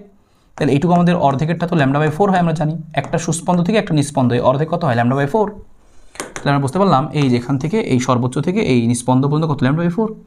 এটুকু λ/4, আর তার সাথে পাইছি করে 1 2 3 4টা λ/2, তো 4টা λ/2 যোগ তার সাথে হচ্ছে λ/4, হিসাব করলে কত আসে আমাদের এখানে? আসে 2λ যোগ হচ্ছে λ/4। তাহলে এখান থেকে আমরা হিসাব করলে কত পাবো? দেখো এখানে পাচ্ছি 4, এখানে পাবো হচ্ছে 8λ, তাহলে 9λ পাইলাম সব মিলে যোগ করলে। তো আমরা এখান থেকে পেয়ে যাচ্ছি হচ্ছে 9λ, উত্তর হবে কত? 9λ/4। তাহলে আমাদের এই এবি ডিস্টেন্সটা কত, বা এক্সটা আমাদের কত আসলে? এক্সটা আসলে 9λ/4, ঠিক আছে? তাহলে আমাদের হবে 9λ/4, কারণ কি দেখো 1 2 3 4, 4টা λ/2 আর একটা λ/4 যোগ করলে পেয়ে যাচ্ছি বাকিটা। ফাইন। সো আমরা দেখি পরেরটা বলছি নিচের উদ্দীপকের আলোকে প্রশ্ন দাও। এই দেখো সমীকরণ দেওয়া আছে, দেখো কজের সাথে কি আছে আমাদের? টিটা আছে। ভালো, এক প্রশ্ন জিজ্ঞেস করেছে স্থির গঠনকে তরঙ্গের বেগ কত? তরঙ্গের বেগ যদি বের করতে চাও তাহলে তোমার এখান থেকে অনেক কিছু লাগবে। দেখো এই সমীকরণ আমরা তুলনা করি, তাহলে আমরা স্থির তরঙ্গের সমীকরণ তুলনা করা শিখি। সো y = আমাদের আসে 0.6, আমাদের হচ্ছে সাইন, আরও লেখা আছে এখানে 0.12x সাথে হচ্ছে cos 24t। আমরা এই সমীকরণটাকে তুলনা করব হচ্ছে y = a সাইন, আর তার সাথে আছে হচ্ছে 2πx/λ, আর তার সাথে আছে দেখো আমাদের কত? cos, সাথে আছে 2πft। তুলনা করো খালি, তাহলে তুলনা করি আমরা সব। প্রথম অংশের সাথে তুলনা করি, এটার সাথে তুলনা করি। সাইনের পরে আছে 0.12x, লিখলাম 0.12x, আর এখানে আছে কত? আমাদের আছে হচ্ছে 2πx/λ। সো জাস্ট কাটাকাটি করলে হয়ে যাচ্ছে। এখন তুমি দেখো এখান থেকে যে এক্স কাটা, এখানে আমাদের ল্যামডার মান দরকার, সো ল্যামডা চলে আসলো 2π/0.12, সো 2π/0.12, সো 2 ইন্টু, সো পাই লিখে নিচ্ছি আমরা 2π, সো 3.14, 2π ভাগ হচ্ছে 0.12, আমাদের আসতে হচ্ছে এখানে ল্যামডা আসতে হচ্ছে 52.3। আরেকটা আমরা তুলনা করব, সেটা হচ্ছে আমাদের এখানে এটির সাথে cos 2πft, সো লিখলাম 2πft, আর ওখানে আছে 24t। তো দেখো t কাটা, 2πf = 24, তাহলে আমাদের এখানে পাই সমান কত হবে? 24 বাই হচ্ছে কত? 2π, তাহলে আসবে হচ্ছে 24/2 লিখে নিচ্ছি আমরা, 24 ভাগ হচ্ছে 2π। সো এটা বসিয়ে দিলে আমরা পাচ্ছি 3.82, এটা পাচ্ছি আমরা 3.82, সো 3.82। তাহলে এফ পেয়ে গেলাম, এটা পেয়ে গেলাম। বলছিল কি ভি বের করো, আমরা জানি ভি = f λ, সো বসাই দিই আমরা। এখানে হচ্ছে মানটা ছিল আমাদের এফ এর মানটা হচ্ছে 3.82, ল্যামডা কত? 52.3, 3.2 52.3। 199.9, তো 199.9 তার মানে হচ্ছে 199 কত 200, সো 200 তুমি উত্তর দাগাই দিবা এখান থেকে। সো স্থির তরঙ্গের সমীকরণ থেকেও তোমার এইভাবে সমীকরণ দিয়ে আসতে পারে। সো এই শিখেছিলাম যে সমীকরণটা মনে রাখতে হয়, মনে রাখলে তুমি কিন্তু তুলনা করতে পারলা, ঠিক আছে। সো যেহেতু এখানে বুঝলাম যে টি এর সাথে হচ্ছে কস, তাহলে আমিও সমীকরণের টি এর সাথে হচ্ছে এই কসটা রেখে লিখছি। Okay fine. এবার দেখো আরও কি জিজ্ঞেস করতে পারে, বলছে তরঙ্গটি তরঙ্গ দৈর্ঘ্য ল্যামডা হলে, এখানে জিজ্ঞেস করছে যে কোনটা সঠিক, বলছে যে ল্যামডা হলে পিকিউ এর মান জিজ্ঞেস করছে। দেখো এই যে পি থেকে কিউ পর্যন্ত একটা ডিস্টেন্স দেখতে পাচ্ছি আমরা, সেটা কত? দেখো এটা হচ্ছে আমাদের পুরোটা এই একটা লুপ, তাহলে একটা λ/2 আমরা জানতাম যে একটা লুপ মানে একটা λ/2 হিসাবে সুবিধার জন্য এভাবে বের করবো। একটা λ/2 পেয়ে গেছি, কিন্তু এখানে দেখো আমরা এই জায়গাটার মধ্যে আরেকটা অর্ধেক দেখতে পাচ্ছি পোর্শন, এদিকে একটা অর্ধেক পোর্শন, λ/4 এটা আমাদের λ/4, এটাও আমাদের λ/4, λ/4 মানে কত λ/2, সো λ/2 যোগ λ/2, তার মানে পুরোপুরি মিলে কত হলো ল্যামডা, তাহলে টোটালি পেয়ে গেলো তুমি ল্যামডা। সো পিকিউ সমান হচ্ছে ল্যামডা। এও বি বিন্দুর মধ্যে দশা পার্থক্য কত? দেখো আমাদের একটা প্রশ্ন ঢাকা এবং সিলেট এসেছে, এও বি বিন্দুদের মধ্যে দশা পার্থক্য। এ আর বি বিন্দু তুমি কোথায় দেখতে পাচ্ছ? এই যে এ আর বি বিন্দু তুমি দেখতে পাচ্ছ, এ আর বি বিন্দুদের মধ্যে কিসের পার্থক্য? দশার পার্থক্য। আমরা আগে এ আর বি বিন্দুর মধ্যে পথের পার্থক্য বের করব। সো এই পথটুকু কত দেখতে পাচ্ছ, এইটা হচ্ছে আমাদের পুরাটা একটা কম্পন হবে এখান থেকে, তাহলে এই এ বিটা বেসিক্যালি আমাদের কত λ/2। এখন ল্যামডার মান তোমরা জানি না, ল্যামডার মানটা বের করবো। দেখো লেখা আছে এই পুরোটা হচ্ছে 0.6, এই পুরোটা মানে কত? একটা λ/2, দুইটা λ/2, তিনটা λ/2, তার মানে তিনটা λ/2 মানে 0.6 প্রশ্ন মতে। তাহলে ল্যামডা সমান কত আসবে? 0.6 × 2 ডিভাইডেড বাই 3, তাহলে লিখে নিচ্ছি আমরা 0.6 গুণ 2 ডিভাইডেড বাই 3 আসে 0.4। তো ল্যামডার মানটা আমাদের আসবে হচ্ছে 0.4। সো ল্যামডার মান যদি 0.4 হয়, আমরা 0.4 বসাই দিব, আমরা ল্যামডা মানটা পেয়ে গেলাম। আর এবি তাহলে পেয়ে গেলাম কত? তাহলে আমরা এবি এর যে আমাদের পথের পার্থক্য, সেই পথের পার্থক্যটা কত? λ/2, আর সেটা কত আসবে? 0.2 আসবে ভাগ করলে। তো আসলে আমরা সেটা বসাই দিচ্ছি, দশা পার্থক্য ডেল সমান সূত্র জানি 2π/λ ইন্টু হচ্ছে ডেল এক্স, তাহলে আমাদের কত আসবে? দেখো 2π/λ, আর ডেল এক্সের মানটা কত আসে? আমাদের আসছে যে λ/2, আমরা মান না বসাই, λ/2 রাখলেও চলছে, আমাদের আসলে মান বসানোর দরকারই ছিল না কষ্ট করে। পরেরটার মধ্যে যদি দেখি কিছু আছে কিনা বের করার মতো, না পরেরটার মতো নেই, শুধু দরকার হয়নি, চাইলে আমরা করতাম, এভাবে বলে দিলাম। কিন্তু দেখো এই উত্তর আসলে এমনি দিয়ে চলে আসে, আসলে কষ্ট করার দরকার নাই। সো আসলে কথা আমাদের শুধু পাই, অনলি পাই। তো বলে দিবা উত্তর কত আসবে, যে পার্থক্য হবে হচ্ছে পাই। স্থির তরঙ্গ দিয়ে দেখো, ও না এই প্রশ্ন আমাদের এই জায়গাটা কাজে লাগবে, যা বের করলাম আমাদের এইখানে আরেকটা প্রশ্ন আছে, এটাতে কাজে লাগবে। প্রশ্ন বলেছিল যে চিত্রে প্রদর্শিত তরঙ্গের অনুরূপ আরেকটি তরঙ্গ বিপরীত দিক হতে সঞ্চালিত হয়ে উপরিপাতিত হয়ে যে তরঙ্গ সৃষ্টি করবে তার সমীকরণ। তা দেখো ও তোমাকে বলছে স্থির তরঙ্গের সমীকরণ লেখো y1 + y2। তো তুমি আগে দেখো এই সমীকরণ তোমার দরকার হয় কি কি। দেখো বলছে যে বিপরীত দিক থেকে প্রতিফলিত হয়ে আরেকটা তরঙ্গ আয়সা পড়বে। তো তুমি জানতা সূত্রের সমীকরণটা একটু তুমি লিখছো, একটা y = মনে আছে 2a sin, সাথে কি ছিল 2π/λ ইন্টু x, 2πx/λ, সাথে কি ছিল cos 2πft। একটু আগে এরকম একটা সমীকরণ আমরা লিখে আসলাম না? তো এই সমীকরণ তুমি শুধুমাত্র মানগুলো বসাই দাও, কী মান দরকার। দেখো এর মানটা প্রশ্নে বলা আছে 0.02, তাহলে 2 এর সাথে গুণ করলে অবশ্যই কত আসবে? 0.04 চলে আসবে। তো 0.04 সব অপশনে আছে, ওকে ভালো কথা। তাহলে লিখলাম আমরা sin 2πx/λ, সো 2πx, ল্যামডার মানটা কত? একটু আগে আমরা বের করছি 0.4, তো এই মানটা আসে 0.4। তো সাথে আসে আমাদের cos 2πft, এফ এর মানটা আমরা বের করিনি, এফ এর মানটা আমরা বের করতে পারবো। এই পুরোটুকুতে সময় লাগে 0.03, তাহলে আমরা জানি হচ্ছে কয়টা টি আছে এখানে?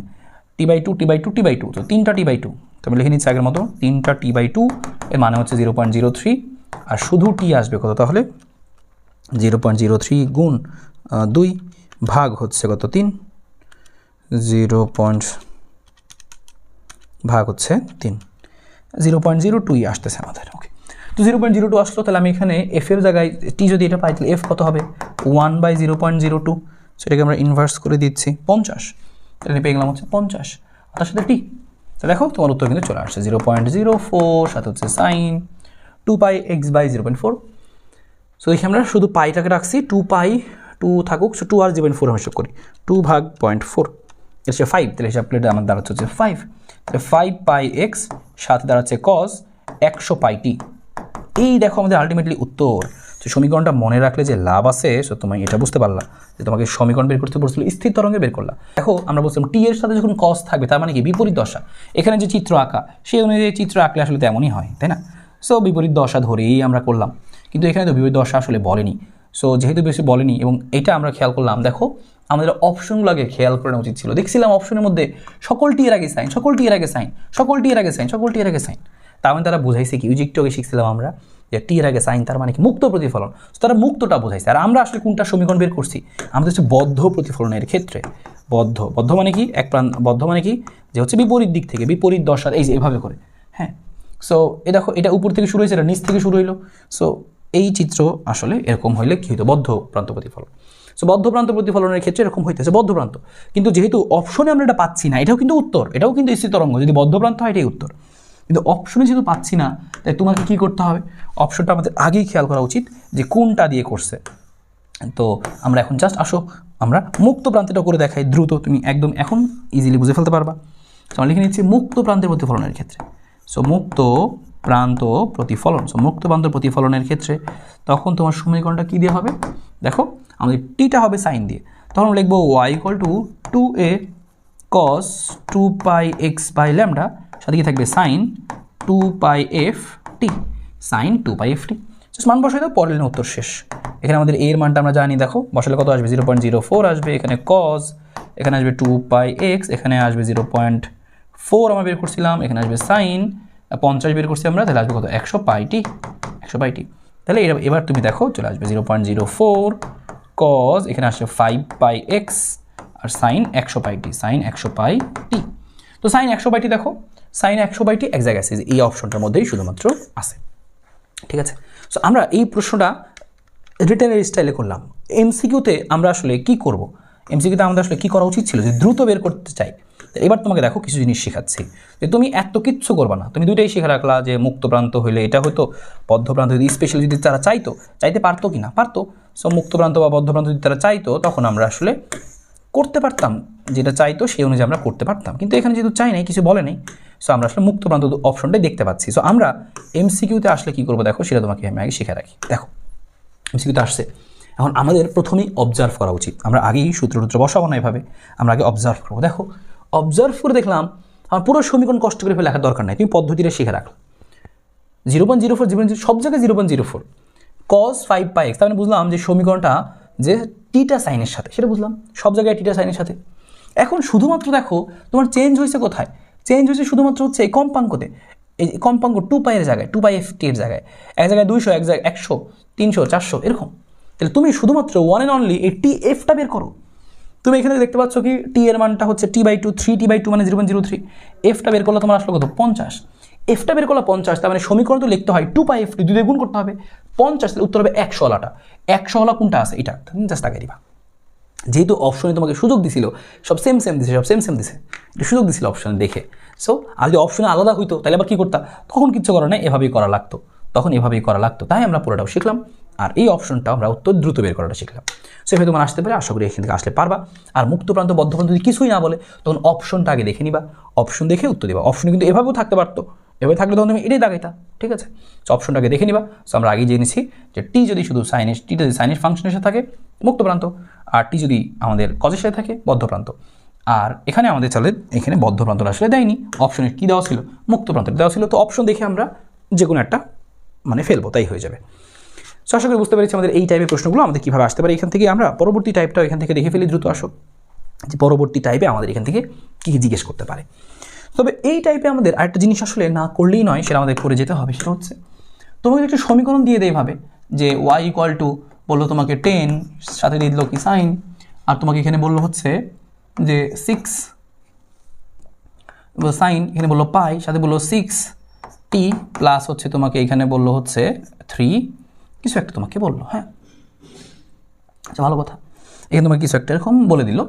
এখন তোমাকে বললো কি, এই সমীকরণটা থেকে তুমি কি বের করো, এই সমীকরণটা থেকে, বা এখানে তোমাকে হচ্ছে সমীকরণটা আদর্শ সমীকরণের সাথে মিলাইনি। সো তোমার একটা সমীকরণ দিয়ে বললো এখান থেকে বিভিন্ন কিছু বের করো, তোমাকে বললো বিস্তার বের করো এই সমীকরণ থেকে। আমরা জানি এই সমীকরণটাকে আদর্শ সমীকরণের সাথে তুলনা করতে হবে। আমরা জানতাম আদর্শ সমীকরণটা কী ছিল আমাদের, y = a sin, এই পাইটাই সব ভিতরে ঢুকাই দিলে 2π/λ যে ছিল সব ভিতরে ঢুকাইলে আমরা একটা সমীকরণ পাইতাম এরকম, যে 2πft মাইনাস আমাদের কী ছিল 2πx/λ, এরকম আমাদের থাকতো। আর আমাদের এই প্রশ্নটার মধ্যে তাহলে x থাকবে আর কি, প্রশ্ন লিখে নিচ্ছি। এমন ধরলাম এখানে আমাদের আছে হচ্ছে 3x এরকম আছে।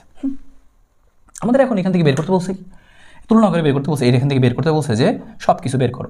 তো আমরা আগে যে আদর্শ সমীকরণটা আছে সেই আদর্শ সমীকরণ তোমাদের মুখস্থ এটা, আর আমাদের প্রশ্নে যেই সমীকরণ থাকবে তাকে আগে আদর্শের মতো বানায় নিব। দেখো এখানে 10 ছিল, 10 লিখলাম, সাইন ছিল, সাইনের পরে কিচ্ছু রাখবো না, সব ভিতরে ঢুকাই দিব। তাহলে এখানে আসবে কত 6πt মাইনাস এখানে কত আসবে দেখো, এখানে আসবে 3πx। ভালো কথা, এখন আমরা তুলনা করবো, আসলে তুলনা করে সব কিছু বের করি। এখানে যদি বলতো বিস্তারের মান বের করো, তুমি বলতো বিস্তারের মান 10, এটা এমসিকিউতে আসে। তোমাকে পরীক্ষায় বলতে পারতো বিস্তার না বের করে বলতে পারতো যে এখান থেকে এফ বের করো, তাহলে তুলনা করো। এখানকার 2πft সমান সমান কত 6πt, 6πt। তো এখান থেকে পাইটি, এই যে পাইটি কাটা, তো 2f সমান 6, তো 2f সমান যদি 6 হয় তাহলে f সমান সমান কত 3, তাহলে 3 হার্স, একটা ডান।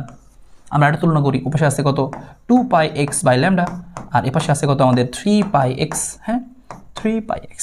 তাহলে এখানে আমরা তুলনা করি, দেখো πx কাটা, তো ল্যামডা সমান সমান কত আসবে 2/3, তো ল্যামডার মানটা তোমার এখান থেকে চলে আসলো। পরীক্ষা যদি বলতো যে না তুমি বেগ বের করো, তরঙ্গ বেগ v সমান সমান f ল্যামডা, f এর মানটা 3 আর ল্যামডার মানটা 2/3, 3 কাটা, তাহলে কত আসতো 2। তাহলে এভাবে তুমি বাকি জিনিসগুলো বের করে ফেলতে পারো। সো পরীক্ষায় এভাবে কিন্তু তোমাকে বের করতে বলতে পারে আসলে, হ্যাঁ। সো আমরা এরকম একটা সমীকরণ থেকে সব কিছু আসলে বের করা আমরা শিখে রাখলাম, কাজে লাগবে। এফ জানো মানে তুমি টিও বের করতে পারবা, টি সমান কত 1/3 second, that's it. So okay fine, so আমরা এটা বুঝে গেলাম তীব্রতা লেভেল, বিট টানাতা থেকে কী কী আসতে পারে। সো তোমাদেরকে তার আগে আমাদের ফার্স্ট সিলেবাস গুচ্ছ এই ব্যাচ সম্পর্কে একটু জানিয়ে রাখি, তোমরা অলরেডি জানো। তোমাদেরকে বলেছি যে আমাদের ফিজিক্স, কেমিস্ট্রি, ম্যাথ এবং বায়োলজি এই সব কিছু মিলিয়ে আমাদের ফার্স্ট সিলেবাস গুচ্ছ ব্যাচটি, এই ব্যাচের স্পেশালি আমি তোমাদেরকে পার্সোনালি গাইড করব। ফিজিক্স, কেমিস্ট্রি এবং ম্যাথের প্রত্যেকটা চ্যাপ্টার আমরা একদম বেসিক থেকে, তুমি সব চ্যাপ্টার আগে পড়োনি, খুব সহজভাবে আসলে তোমাকে গুছিয়ে দিব। অ্যাডমিশন আসলে পড়াশোনা অনেক বেশি না, কিন্তু যতটুকু পড়াশোনা অতটুকু মনে রাখতে হবে, অতটুকু খুব ভালো মতো পারতে হবে। প্র্যাকটিস এমনভাবেই করতে হবে যেন তুমি আসলে খুব দ্রুততম সময়ে পারো। শুধু করে গেলা তাহলে হবে না, কিন্তু তোমাকে এমন স্ট্র্যাটেজিতে করতে হবে যেন তুমি খুব দ্রুততম সময় পারো। তো তোমাকে এই কনফিডেন্সটা ইনশাল্লাহ আমি তোমাদেরকে দিব। আমার সাথে থাকলে, আমার সাথে প্রশ্ন নিলে তুমি খুব সহজভাবে আসলে শেষ করতে পারবে। তোমার ভয় থাকবে না, অ্যাডমিশনে তোমার মানে টেনশনটুকু আসলে দূর হয়ে যাবে। কীভাবে পড়তে হবে, কোন বই পড়বো, কতটুকু পড়বো, কী কী প্র্যাকটিস করবো, সব একসাথে গুছিয়ে দেবো, সব কিছু যা লাগে। সো এবং এর সাথে বায়োলজি দাগানো বই পিডিএফ এবং এক্সাম পাচ্ছ। সো ভার্সিটিস গুচ্ছ ব্যাচে স্পেশালি আমার সাথে যারা থাকতে চাও, যারা আশিক ভাইয়ের পড়া বুঝো, আমার সাথে যুক্ত হয়ে যাও। ফি হচ্ছে 4500 টাকা, তবে তোমার জন্য অফার থাকবে হচ্ছে আমাদের 3280 টাকা। এবং স্পেশালি এখন যারা নিয়ে ফেলছো তারা কিন্তু একটা বিগেস্ট অফার পাচ্ছ 1199 টাকা, তবে এটা কিন্তু প্রথম 100 জনের জন্য। সো দ্রুত নিয়ে ফেলো। আর নেওয়ার জন্য আমাদের যে হোয়াটসঅ্যাপ নাম্বারটা সেই মেসেজ দাও, অথবা তুমি দেখো ডিসক্রিপশন বক্সে ডিটেলস লেখা আছে, তুমি হচ্ছে সেখান থেকে দেখে নাও, বা আমাদের হোয়াটসঅ্যাপ নাম্বারে তুমি একটা মেসেজ দিয়ে ফেলো। বা হচ্ছে যারা হচ্ছে ইউনিভার্সিটি না নিয়ে যারা মেডিকেল নিয়ে চিন্তা ভাবনা করছো, তাদের কিন্তু মেডি কেমিস্ট্রি, আমাদের মেডি ফিজিক্স এবং মেডি কেমিস্ট্রি ব্যাসে আমি তোমাদেরকে খুব সহজভাবে, মেডিকেলে কিন্তু ফিজিক্স এবং কেমিস্ট্রি কিন্তু বড় একটা পোর্শন, তবে পড়ার খুব একটা বেশি সময় পাই না, কারণ আমাদের বিশেষ করে নজর দিতে হয় বায়োলজি, সাধারণ জ্ঞান, ইংলিশ এগুলোর মধ্যে। তো ফিজিক্স, কেমিস্ট্রি বড় একটা পোর্শন কিন্তু আসলে থাকে, সেটা খুব সহজভাবে তোমাদেরকে শেখাই দেওয়া, যে তুমি খুব জানো, খুব সহজেই আসলে এখান থেকে ফুল মার্কস তুলে ফেলতে পারো। সো সেখানে কিন্তু একটা বিগেস্ট অফার পাচ্ছ তুমি 899 টাকা। সো এই হোয়াটসঅ্যাপ নাম্বার মেসেজ দিয়ে এখনই আসলে ডিটেলস জেনে নাও এবং প্রথম 100 জনের অফারটা কিন্তু নিয়ে নাও, মিস করো না। সো আমরা তীব্রতা এবং তীব্রতা লেভেলে চলে যাই, চলো। সো তীব্রতা এবং তীব্রতা লেভেলের মধ্যে তীব্রতা সম্পর্কে আমরা জানি যে তরঙ্গের তীব্রতা প্রতি সেকেন্ডে কী পরিমাণ শক্তি একক ক্ষেত্রফলের মধ্যে দিয়ে প্রবাহিত হচ্ছে। I = কি লিখি আমরা কীভাবে এটাকে P/A, বা আমরা এটাকে এভাবে না লিখে লিখি হচ্ছে P/4πr², ঠিক কিনা? আর এখান থেকে আমরা আসলে কী বলতে পারি বলতো, আমরা I সমানুপাতিক বলতে পারি হচ্ছে 1/r²। এটা আলাদাভাবে একটু নজর দিয়ে রাখা জরুরি। আমরা এই তীব্রতার আরও বেশ কিছু সূত্র নিয়ে কাজ করি, যেটা আমাদের কাজে লাগে। I সমান হচ্ছে 2ρv, সো এটা আমরা লিখি হচ্ছে এখান থেকে 2ρv π² a² এবং এখান থেকে আলাদা একটা সূত্রের দিকে নজর দেওয়া জরুরি, সেটা হচ্ছে এই যে তীব্রতার সাথে বিস্তারের সম্পর্ক হচ্ছে কি আমাদের যে বর্গের সমানুপাতিক, এটা বেশ লাগে। সো আমাদের এখান থেকে I = P/A, P/4πr², এবং P মানে হচ্ছে আমাদের এখানে প্রতি সেকেন্ডের শক্তি, মানে ক্ষমতা বলতে পারি। আর এটা যে একক, তাহলে এককটা আমাদের কি হবে, এটার এককটা হবে আমাদের ওয়াট/মিটার²। আর অন্যদিকে 2ρv π² a², এটা আমাদের তীব্রতা, এবং রো মানে হচ্ছে মাধ্যমের ঘনত্ব, ভি মানে হচ্ছে মাধ্যমে ওই তরঙ্গের বেগ, পাই কনস্ট্যান্ট, এর মান বিস্তার, এফ হচ্ছে কম্পাঙ্ক, ঠিক আছে। সো এই কয়েকটা জিনিস এখান থেকে মনে রাখলে হয়ে যাচ্ছে আমাদের। আর ওয়াট মানে আমরা জানি আবার জুল/সেকেন্ড, তাহলে বলা যাবে জুল/সেকেন্ড/মিটার², এটা বলা যাবে তীব্রতা। আর তীব্রতা লেভেলের মধ্যে যদি আমরা চলে যাই, লেভেলের মধ্যে তীব্রতা লেভেলটা আসলে কি, বিটা দিয়ে লিখি আমরা, যে একটা তীব্রতার সাথে মানে প্রমাণ তীব্রতার সাথে একটা তীব্রতাকে তুলনা করা যে কত গুণ সেটা আসলে। তো সেই তুলনাটা আমরা করি যে প্রমাণ তীব্রতা হচ্ছে I0, আর তার সাথে যে কোনো একটা শব্দের আমি তীব্রতার অনুপাত নিব। সো অনুপাতটা আসলে লগারিদমিক অনুপাত নিব, তাইলে পেয়ে যাবো আমরা হচ্ছে তীব্রতা লেভেল। আর এটার একক হচ্ছে বেল, একক হচ্ছে কি বেল, এই তীব্রতার একক হচ্ছে বেল। তবে যদি আমরা এভাবে না লিখে সামনে একটা 10 দিই, যেমন 10 log I/I0, তখন কিন্তু এটার একক হচ্ছে বেল না, তখন তোমাকে একক অবশ্যই বসাইতে হবে ডেসিবেল, ঠিক আছে, ডিবি লিখি আমরা ডেসিবেল। সো 10 log I/I0, যেখানে I0টা কি প্রমাণ তীব্রতা, এই I0টা হচ্ছে প্রমাণ তীব্রতা, এবং এটার মান আমরা মুখস্থ রাখবো, প্রমাণ তীব্রতা, যেটা কত, I0 এর মানটা হচ্ছে আমাদের 10⁻⁻12 ওয়াট পার মিটার স্কোয়ার, ঠিক আছে। 1000 কম্পাঙ্ক বিশিষ্ট একটা শব্দের তীব্রতা যদি কত হয় 10⁻12 ওয়াট পার মিটার স্কোয়ার, তাকে প্রমাণ তীব্রতা বলি। সেটা মনে রাখবো আমরা। বিট থেকে আমাদের কিছু জিনিস আসে, যে এই বিট আমরা বের করি কীভাবে, যে বিট আসলে কি, যে এখানে যে দুইটা ভিন্ন কম্পাঙ্ক, একই কম্পাঙ্ক হওয়া যাবে না, পার্থক্য থাকতে হবে। এরকম দুটো কম্পাঙ্ক যদি একটার সাথে একটা উপরিবর্তিত হয়, তখন দেখো একটা গোলাপি এবং একটা হচ্ছে নীল, এই দুইটা মিলে ঝিলে একটা নতুন একটা আসলে একটা শব্দ তৈরি করে, এবং এখানে শব্দে একটা উঠানামা দেখা যায়। সো ওটাই হচ্ছে বিট। এবং সেই যে আমাদের তীব্রতার যে উঠানামাটা হয় প্রতি সেকেন্ডেতে হচ্ছে। সো এইটা আমি বের করবো কীভাবে, যে বিট কতগুলো হচ্ছে প্রতি সেকেন্ডে। সো বিট বের করবো হচ্ছে, আমরা দেখব যে বড় যে কম্পাঙ্কটা থাকবে আর ছোটো যে কম্পাঙ্ক থাকবে তাকে বিয়োগ করে দিব। তার মানে এই প্রতি সেকেন্ডে কী পরিমাণে এই তীব্রতা এরকম আপ ডাউনটা হচ্ছে, প্রতি সেকেন্ডে কয়টা হচ্ছে, সেটা আসলে কিসের সমান, তাদের কম্পাঙ্কের পার্থক্যের সমান। মনে করি একটা 500, একটা 505, পার্থক্য কত 5, তাহলে এই পার্থক্য যেহেতু 5, তার মানে হচ্ছে এখানে বিট হচ্ছে 5টা, মানে 5 প্রতি সেকেন্ডে 5টাই উঠানামাটা হবে, মানে এই তীব্রতার এই দেখো উঠানামাটা আমাদের হবে 5টা। হ্যাঁ, ওকে, ভালো কথা। এবং এখান থেকে তুমি আরও কিছু জিনিস মনে রাখতে পারো, যে আমাদের তীব্রতার ক্ষেত্রে বিটার ক্ষেত্রে বিটার আসলে সমীকরণটা দেখতে এমন হবে যে 2a cos 2π f1 - f2/2 sin 2π f1 + f2/2 t, মনে রাখতে পারো। আর সর্বোচ্চ তীব্রতার শর্ত এখানে লেখা আছে, দেখতে পারো, জাস্ট আহামরি প্যারা নেই। তবে এইগুলো হচ্ছে তুমি একটু করে দেখে রাখবা, এই যেগুলো, ঠিক আছে, এগুলো তুমি একটু দেখে রাখবা, এমসিকিউতে কাজে লাগবে এই জিনিসটুকু। এরপর আমরা চলে যাচ্ছে সুর। একটু ছোটো করে জানা রাখা দরকার যে সুর, যেই কম্পাঙ্ক বা যেই শব্দে, যেই উৎপন্ন শব্দের মধ্যে আমরা দেখবো যে মাত্র একটা মাত্র আসলে কি থাকে, কম্পাঙ্ক থাকে, সেটা হচ্ছে সুর। যদি একাধিক কম্পাঙ্ক থাকে কোনো একটা শব্দের মধ্যে, তাহলে বুঝবো সেটা হচ্ছে স্বর। এবং যেটা সবচেয়ে কম কম্পাঙ্ক থাকে সেটাকে আমরা বলি হচ্ছে মৌলিক সুর বা মূল সুর বা ফান্ডামেন্টাল টোন। আর ওই মূল সুরের চেয়ে বেশি, মানে মূল সুর ছাড়া অন্য যে সুরগুলো থাকে সেগুলোকে আমরা বলি হচ্ছে উপসুর। এখন ওই উপসুর যেগুলো, মূল সুর ছাড়া অন্য যে সুরগুলো আছে, তারা যদি মূল সুরের গুণিতক আকারে থাকে, তাহলে সেটাকে আমরা বলি সমমেল বা হচ্ছে হারমোনিক, ঠিক আছে। সো এই কয়েকটা কথা আমরা মনে রাখতে পারি। এবং এই নিচের কথাটা খুব ইম্পর্টেন্ট, যে সকল হারমোনিক উপসুর, কিন্তু সকল উপসুর হারমোনিক নয়। এই কয়েকটা জিনিস আমাদের মনে রাখতে হবে, আমরা দেখবো যে এমসিকিউতে আসতেছে। এবার দেখো আরও জিনিসপাতি আছে। টানা তারের ক্ষেত্রে কী কথা মনে রাখবো, এই একটা জিনিস, তরঙ্গ বেগ হবে v1/t/μ। টি মানে কি টান, তারের টান লেখা আছে, আর মিউ কি একক দৈর্ঘ্যে ভর লেখা আছে, যদি না থাকে m/l, m মানে পুরো তারের ভর, l মানে পুরো তারের দৈর্ঘ্য, শেষ। So v=t/μ। আর কম্পাঙ্ক হচ্ছে f দেখো n/2l √t/μ। এখন খেয়াল করো nটা কি, n হচ্ছে 1 2 3 4, অনেক কিছু বসতে পারে, তাহলে f n/2l √t/μ। এখন তোমার বুঝতে হবে n আমি কত বসাবো, কখন কি বসাবো। যদি তোমাকে প্রশ্ন বলে মূল সুর বা কিছুই যদি না বলে, তাহলে মূল সুর ধরে নিব। বা প্রশ্ন যদি বলে মূল সুর বা প্রথম হারমোনিক, বা তোমাকে বলে তারের দৈর্ঘ্যে একটা লুপ আছে, এই যেরকম একটা লুপ, তারের মধ্যে একটা লুপ সৃষ্টি হয়েছে, তাহলে তুমি বুঝবা n এর মানটা 1, তাই তুমি বসাই দিব তখন এই যেটা, যে f = 1/2l √t/μ, শেষ, কিছু লাগবে না। যদি বলে দ্বিতীয় হারমোনিক বা হচ্ছে অষ্টক, মনে রাখবা এই দ্বিতীয় হারমোনিকের আরেক নামই হচ্ছে অষ্টক। অষ্টক মানে কিন্তু 8 না, দ্বিতীয় হারমোনিক। আর দ্বিতীয় হারমোনিক মানে হচ্ছে উপসুর। আর প্রথম হারমোনিক মানে 1 বসাবো, n এর মান, হ্যাঁ, প্রথম হারমোনিক মানে n এর মান 1, দ্বিতীয় হারমোনিক মানে কি n এর মান 2, তৃতীয় হারমোনিক মানে কি n এর মান 3, চতুর্থ হারমোনিক মানে কি n এর মান 4, এরকম, শেষ। কিন্তু দ্বিতীয় হারমোনিক না বলে পরীক্ষাতে প্রথম উপসুর বলতে পারে। সো প্রথম উপসুর বললে কি হবে, এখানে 2 বসবে n এর মান। দ্বিতীয় উপসুর বললে 3 বসবে, দেখো। আবার তৃতীয় বললে কত বসবে, 4 বসবে, কারণ কি তৃতীয় মানেই তো চতুর্থ হারমোনিক ছিল, মিল রেখে হয় হারমোনিকের সাথে, আর উপসুরের সাথে 1 কম, ঠিক আছে। দেখো এই যে চতুর্থ জায়গায় কি তৃতীয় উপসুর, তাহলে উপসুরের বেলায় বলার সময় 1 কম বলবো। চতুর্থ হারমোনিক মানে কি, উপসুর দিয়ে বললে বলবো 3, এরকম। আর চতুর্থ হারমোনিক যেহেতু, তাহলে কি করবো আমরা, 4 বসাই দিব, শেষ, বাংলা কথায়। তো সূত্রের জায়গায় আমাদের বসতে পারে। ওকে, সো এখানে আমাদের সেই কথাগুলো এখানে লেখা আছে। তৃতীয় হারমোনিক তার মানে দ্বিতীয় উপসুর, তাহলে আমাদের তৃতীয় বলছিল, তাহলে 3 নিব আমরা, শেষ। হারমোনিক দিয়ে মনে রাখবা জিনিসটা, ঠিক আছে। বলছো দ্বিতীয় উপসুর, তুমি দ্বিতীয় উপসুর মানে চিন্তা করবা, দ্বিতীয় উপসুর মানে তৃতীয় হারমোনিক, তাহলে 3 হবে, এভাবে। তোমাকে বলো চতুর্থ উপসুর মানে পঞ্চম হারমোনিক, তাহলে 5 হবে। তুমি উপসুর থেকে হারমোনিকে চলে আসবা, তাই হবে। সো ব্যাপারটা একটু মনে রাখবো এখান থেকে টানাতারের ক্ষেত্রে। এবং একমুখ খোলা নলের ক্ষেত্রে আমাদের যে সূত্র, সেটা খেয়াল করো, যে একমুখ খোলা নলের ক্ষেত্রে যে কম্পাঙ্ক হবে, এখানে যে কম্পাঙ্ক সৃষ্টি হবে, স্থির তরঙ্গ সৃষ্টি হবে এবং কম্পাঙ্ক সৃষ্টি হবে, সেই কম্পাঙ্ক কত? v/4l। শেষ। এরপর যদি বলে তোমাকে তৃতীয় হারমোনিক, তাহলে হবে কি 3v/4l। এই যে হচ্ছে সূত্র 3v/4l। তোমাকে যদি বলে হচ্ছে পঞ্চম হারমোনিক, তাহলে উত্তর হবে হচ্ছে f3 সমান হচ্ছে 5v/4l। এবং দেখো এখানে যে f1 f2 f3 পাইলাম, সেগুলোর ক্ষেত্রে দেখো শুধু বিজোড় সংখ্যকগুলো হয়েছে, প্রথম, তৃতীয়, পঞ্চম, দ্বিতীয়, চতুর্থ কিন্তু নাই, খালি বিজোড়গুলো হয়। মনে রাখতে হবে যে একমুখ খোলা নলের ক্ষেত্রে শুধুমাত্র বিজোড় সংখ্যক হারমোনিকই পাওয়া যায়, তৈরি হয় আসলে বাস্তবে। সো প্রথম, তৃতীয়, পঞ্চম, তাহলে প্রথম, তৃতীয়, পঞ্চম বেলায় তুমি বসাই দিবা। তাহলে মনে রাখবা যে এক মুখের বেলায় সূত্র কি, যে হচ্ছে v/4l।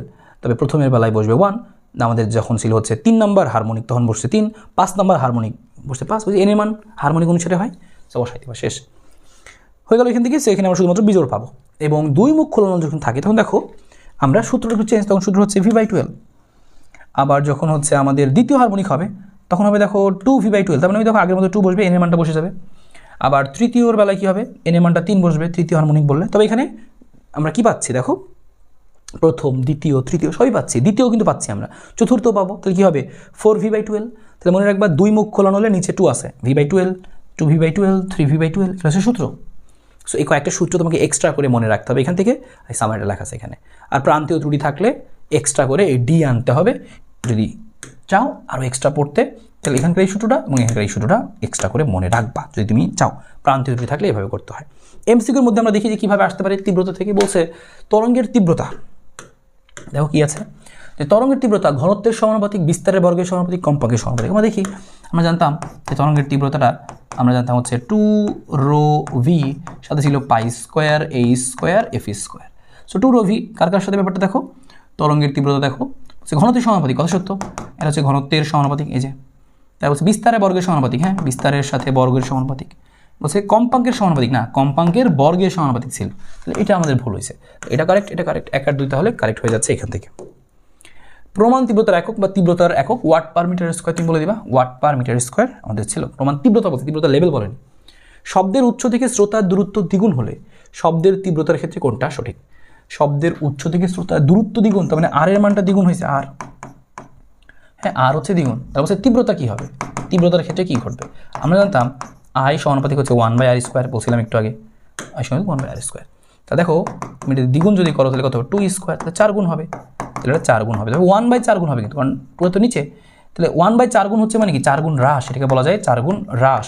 1/4 মানে কি 4 গুণ হ্রাস বলতে পারি আমরা, তাহলে বলবো কি 4 গুণ, ওই যে 4 গুণ হ্রাস। ঠিক আছে, এত ওয়াট ক্ষমতার শব্দ থেকে এত দূরের শব্দের তীব্রতা কত হবে? তাহলে শব্দের তীব্রতা জিজ্ঞেস করছে, আই সমান কি বসাবা, p/4πr²। সো p/4πr², p/a ছিল, এখন তুমি জাস্ট মান বসাই দাও। পি এর মানটা হচ্ছে 20, 4 এখানে আছে, পাই আছে, দূরত্ব কত 2 কিলোমিটার, আমরা কত 2000 মিটার স্কোয়ার করে দিব, তার আগে চলে আসবে তোমার এখান থেকে উত্তরটা। সো মানটা বসাই ফেলো, দেখো কত আসে তীব্রতা। তীব্রতা লেভেল 1 ডেসিবেল পরিবর্তিত হলে শব্দের তীব্রতার পরিবর্তন কত হবে? শব্দের তীব্রতা 26%। এটা কীভাবে? তো তুমি এটাকে মনে রাখতে পারি ভাবে, দেখো আমরা তীব্রতা লেভেলের মধ্যে সূত্র লিখতে পারি। আমরা যদি ডেল বিটা সমান লেখা যায় হচ্ছে 10 লগ, সাথে লেখা যাবে হচ্ছে যে হচ্ছে আমাদের I1 আর হচ্ছে I2/I1 এটা লেখা যাবে। তীব্রতা লেভেলের পরিবর্তন যখন চাবি, দেখো তীব্রতা লেভেলের পরিবর্তন কোথায় লিখছে, তীব্রতা এত পরিবর্তিত হলে, যে পরিবর্তিত, তাহলে ডেল বিটার মানে হচ্ছে 1, তাহলে এখানে আছে কত আমাদের 10, এখানে আছে লগ হচ্ছে I1। সো এই যে 10 আছে, এই 10টাকে আমরা কাজকে পাশে পাঠিয়ে দিতে হবে কত 0.1, আর এখানে আছে লগটাকে পাশে পাঠিয়ে দিলে হবে 10 টু দি পাওয়ার, আর থাকলো শুধুমাত্র আমাদের কত I2/I1, তাহলে লগটাকে পাশে পাঠালে অ্যান্টি লগ হবে, মানে 10 টু দি পাওয়ার হয়ে যাবে। তাহলে এটা হিসাব করে তুমি পেয়ে যাচ্ছ, দেখো I2/হচ্ছে I1, আমি এই অনুপাতে পাচ্ছি 10 টু দি পাওয়ার 0.1, তাহলে আমি শিফট লগ চাপ দিব, এটা 10 টু দি পাওয়ার আসবে, লিখে নেব 0.1। ঠিক আছে, আসে হচ্ছে 1.2589, আমাদের এই মানটা আসে 1.2589। তীব্রতার পরিবর্তন কত হবে? তো এটা আমাদের তীব্রতা এত হবে, তাহলে I2 কত হবে দেখে নাও, I2 হবে হচ্ছে 1.2589 হবে। সো I2 এত হবে, বুঝতে পারলাম, এত I1 হবে, আর সাথে I1 আছে। এখন দেখো আমি লিখবো সুতরাং পরিবর্তন, শতকরা পরিবর্তন। সো শতকরা পরিবর্তনটা দেখো, শতকরা পরিবর্তন লিখবো কীভাবে আমরা, উপরে হবে হচ্ছে আমাদের পরিবর্তন, উপরে হবে ডেল I আর নিচে হবে হচ্ছে আদি I1। তো দেখো ডেল I মানে কি, মানে I2 মাইনাস I1 আর নিচে হচ্ছে কত I1, এইটা তুমি বসাই দাও পুরোটা, যে I2 মাইনাস I1 দেখো 1.2589, তার সাথে I বাদ যাবে, তাহলে 0.2589, I1 কাটা, 25.89 এটা আসবে 25.89 আর ইন্টু তো 100% আসেই, তাহলে পার্সেন্টেজে করলে এরকম চলে আসবে। তুমি এই মানটা বসাই দাও ক্যালকুলেটারে, দেখবা যে চলে আসতেছে। এই যে আমি তোমাকে দেখাই দিচ্ছি, এই হচ্ছে আমাদের এখানকার জিনিস, ঠিক আছে। তো তুমি এখানে যদি মানটা বসায় দাও, এই যে এগুলো বসায় দাও, দেখবা চলে যাবে। i2 - i1 ভাগ i1 করো, i1 কমন নিবে আগে, উপর থেকে কাটাকাটি চলে যাবে। সো এখান থেকে তুমি মনে করো 25.89, তার মানে অ্যাপ্রক্সিমেটলি বলতে পারি আমরা অ্যাপ্রক্সিমেটলি কত আসতেছে আমাদের, অ্যাপ্রক্সিমেটলি 26, হ্যাঁ 26, এই যে এটাই 26, অ্যাপ্রক্সিমেটলি 26 চলে আসতেছে।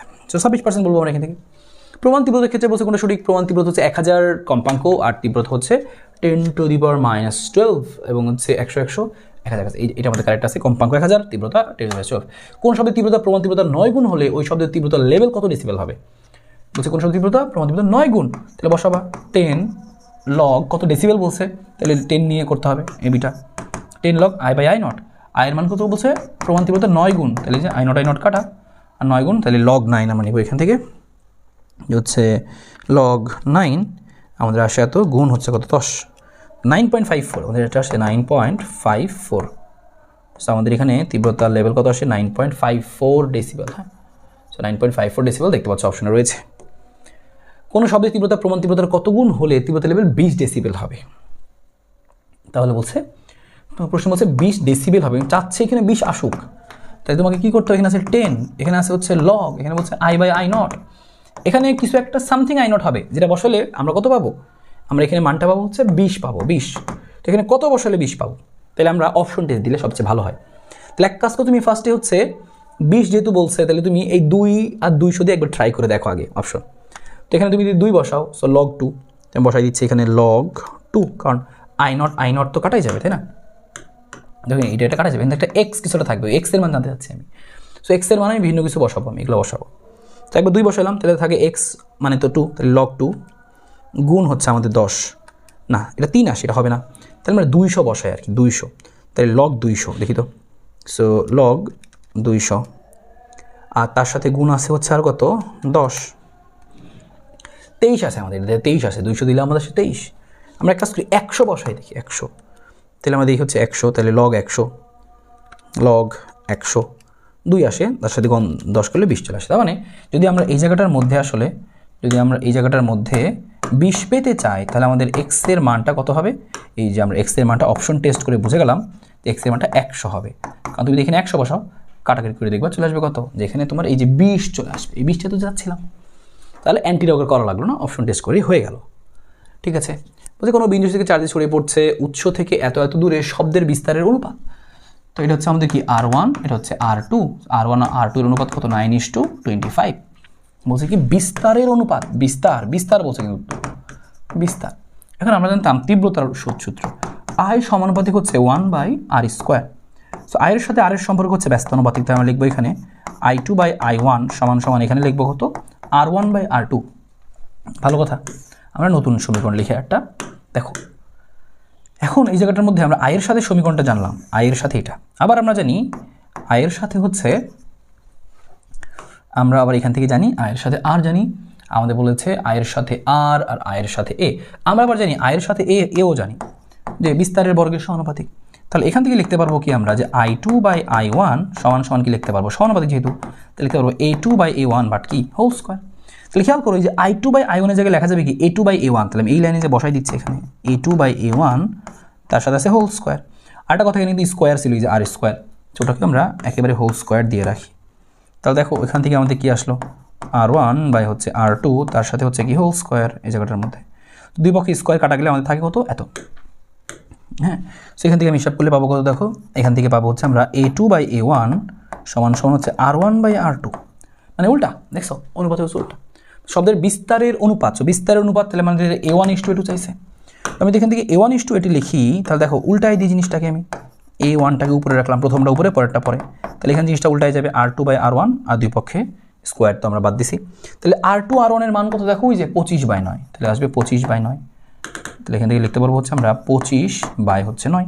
তাহলে আমরা কিন্তু ভালো ছিল যে জাস্ট উল্টাই যাবে, এখানে ছিল 9:25, এখন হবে 25:9। দেখো আমরা জানতাম হচ্ছে এই দুইটা মিলে করা লাগছে, আয়ের সাথে আর জানতাম, আয়ের সাথে এই জানতাম, কিন্তু আর এর সাথেই তো জানতাম না। তুমি এখন পেয়ে গেলে আর এর সাথেই, জাস্ট উল্টা, আর এর সাথে কি জাস্ট হচ্ছে ব্যস্তানুপাতিক, উনি স্কোয়ার টি স্কোয়ার নেই, জাস্ট ব্যস্তানুপাতিক পেয়ে গেলাম। এখন তুমি আরামসে করে ফেলতে পারবা, পরীক্ষাতে আবারও আসে। এখানে আমাদের এটা ছিল বিট। দেখি বিট বসে, বিট কোন ঘটনার ফলাফল? বিট হচ্ছে উপরিপাতনের ফলে হয়, বিট থেকে এই প্রশ্ন আসছে। বিট ব্যবহার করে কি করা যায়? বিট ব্যবহার করে হারমোনিয়ামের রেডিওন, অজনশীল কম্পাঙ্ক কন্ডিশন সব কিছু করা যায় এখান থেকে। ব্যবহার করতে পড়ো। বিট সৃষ্টির শর্ত হলো বিট সৃষ্টির শব্দ তরঙ্গ দুটি একই সময় উৎপন্ন হতে হবে। এই দেখো বিট সৃষ্টির শর্ত, এটা কিন্তু আমাদের পরীক্ষাতে খ নম্বরে আসে, আবার এমসিকিউতে আসে। এই জায়গাটা তোমার জন্য আমি রেখেছি। তো তুমি একেবারে এই যে যতগুলো শর্ত আছে সবগুলো শর্তই তুমি পড়ে ফেলো। এই 5টা শর্ত তুমি ঠাড়া মুখস্থ করে ফেলো। যে বিট সৃষ্টি হতে হলে যে একই সময়ে শব্দটা উৎপন্ন হতে হবে, এদের কম্পাঙ্ক ও তীব্রতা প্রায় সমান হতে হবে, কম্পাঙ্ক কাছাকাছি থাকতে হবে আর কি, অনেক বেশি থাকলে বিট সৃষ্টি হলেও শুনতে পাবো না। সো এখানে দেখো আরও বেশ কয়েকটা লেখা আছে, একটু কষ্ট করে মনে রাখতে হবে, তাহলে তোমার কিন্তু আরও বেশ কিছু জিনিস ক্লিয়ার হয়ে যাবে। প্রশ্ন বলছে বিয়ের বাহুতে মোম লাগানোর পূর্বে এ ও বিকে সব একত্রে শব্দায়িত করলে প্রতি সেকেন্ডে কয়টি বিট উৎপন্ন হবে? সো মোম লাগানোর পূর্বে দেখো এর মধ্যে পার্থক্য ছিল হচ্ছে 10, তাহলে প্রতি সেকেন্ডে 10টি বিট উৎপন্ন করবে। সো এটার মধ্যে প্যারা নেই, সো তোমার কোনো কিছু চিন্তা করতে হবে না, কারণ পার্থক্য যত সেই তো আমাদের বিট হইতো। আমরা শিখছিলাম n সমান f1 ডিফারেন্স f2, মানে বড় থেকে ছোটটা বিয়োগ করে দিব, তাহলে তো পার্থক্য পেয়ে যাবো, আর ওটা তাদের বিট সংখ্যা হবে। দেখো দুইটা সুরশলাকার একত্রে শব্দায়িত করলে সেকেন্ডে 5টি বিট তৈরি হয়। ধরলাম দুইটা সুরশলাকা তোমাদের এখানে আছে, ধরলাম এই একটা সুরশলাকা, হ্যাঁ ধরলাম এই হচ্ছে একটা সুরশলাকা, এবং হচ্ছে আমি এখানে আরেকটা সুরশলাকা নিয়ে নিচ্ছি, হ্যাঁ ধরলাম এই হচ্ছে আরেকটা সুরশলাকা, ঠিক আছে। সো আমি ধরলাম এরকম একটা সুরশলাকা আছে আমাদের, আমাদের এরকম একটা সুরশলাকা আছে, ঠিক আছে। তো আমাদের একটা সুরশলাকা আছে, আমরা সুরশলাকাটাকে হচ্ছে একটু কালার করে নিচ্ছি। সো খেয়াল করো আমাদের সুরশলাকা ধরলাম এটা হচ্ছে আমাদের সুরশলাকা, ঠিক আছে। সো সুরশলাকা দেখতে এরকম ইউ আকৃতির হয়। সো আমরা কি করলাম এর মধ্যে বাড়ি মারছি, আমরা ধুমে একটা বাড়ি মারছি, আমরা টিং শব্দ তৈরি করবে। সো বলছে দুইটি সুরশলাকাকে একত্রে শব্দায়িত করলে প্রতি সেকেন্ডে 5টি বিট তৈরি হয়। সো 5টি বিট তৈরি হয়, তার মানে আমরা এখান থেকে বুঝে নিলাম যে n = 5, যে আমাদের এই বিট সংখ্যা কয়টা? 5টি। প্রতি সেকেন্ডে আমাদের শব্দের এই উঠানামাটা হবে 5 বার। বিট 5 মানে কি? যে প্রতি সেকেন্ডে 1 সেকেন্ডে উঠানামা হবে কয়বার? 5 বার।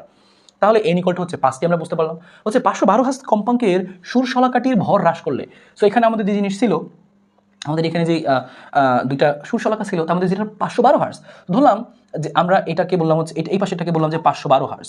সো এই পাশেরটাকে আমরা বললাম এখান থেকে কি যে 512 হার্জ। সো ধরে নিলাম এটা আমাদের জানা সুরশলাকা, এটা 512 হার্জ।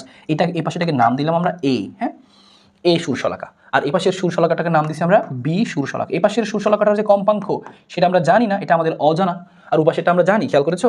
এই পাশেরটা আমরা হচ্ছে কি এখান থেকে আসলে জানি, সেখান থেকে আমরা অন্যভাবে বলতে পারি এটা আসলে কি যে এ সুরশলাকার কম্পাঙ্ক। আচ্ছা ভালো কথা। আর এই পাশে যে আমাদের যেটা আছে শুধু এফ, সেটা বেসিক্যালি কি এফ বি, যেটা আমরা জানি না। আমরা বললাম তাহলে যে সেকেন্ডে 5টি বিট তৈরি হয়, ওকে ভালো কথা। আর আমাদের প্রশ্নে বললাম যে 512 হার্জ কম্পাঙ্কের সুরশলাকাটির ভর হ্রাস করলে, হ্যাঁ বিট হ্রাস পেয়েও 3টি হয়। আচ্ছা ভালো।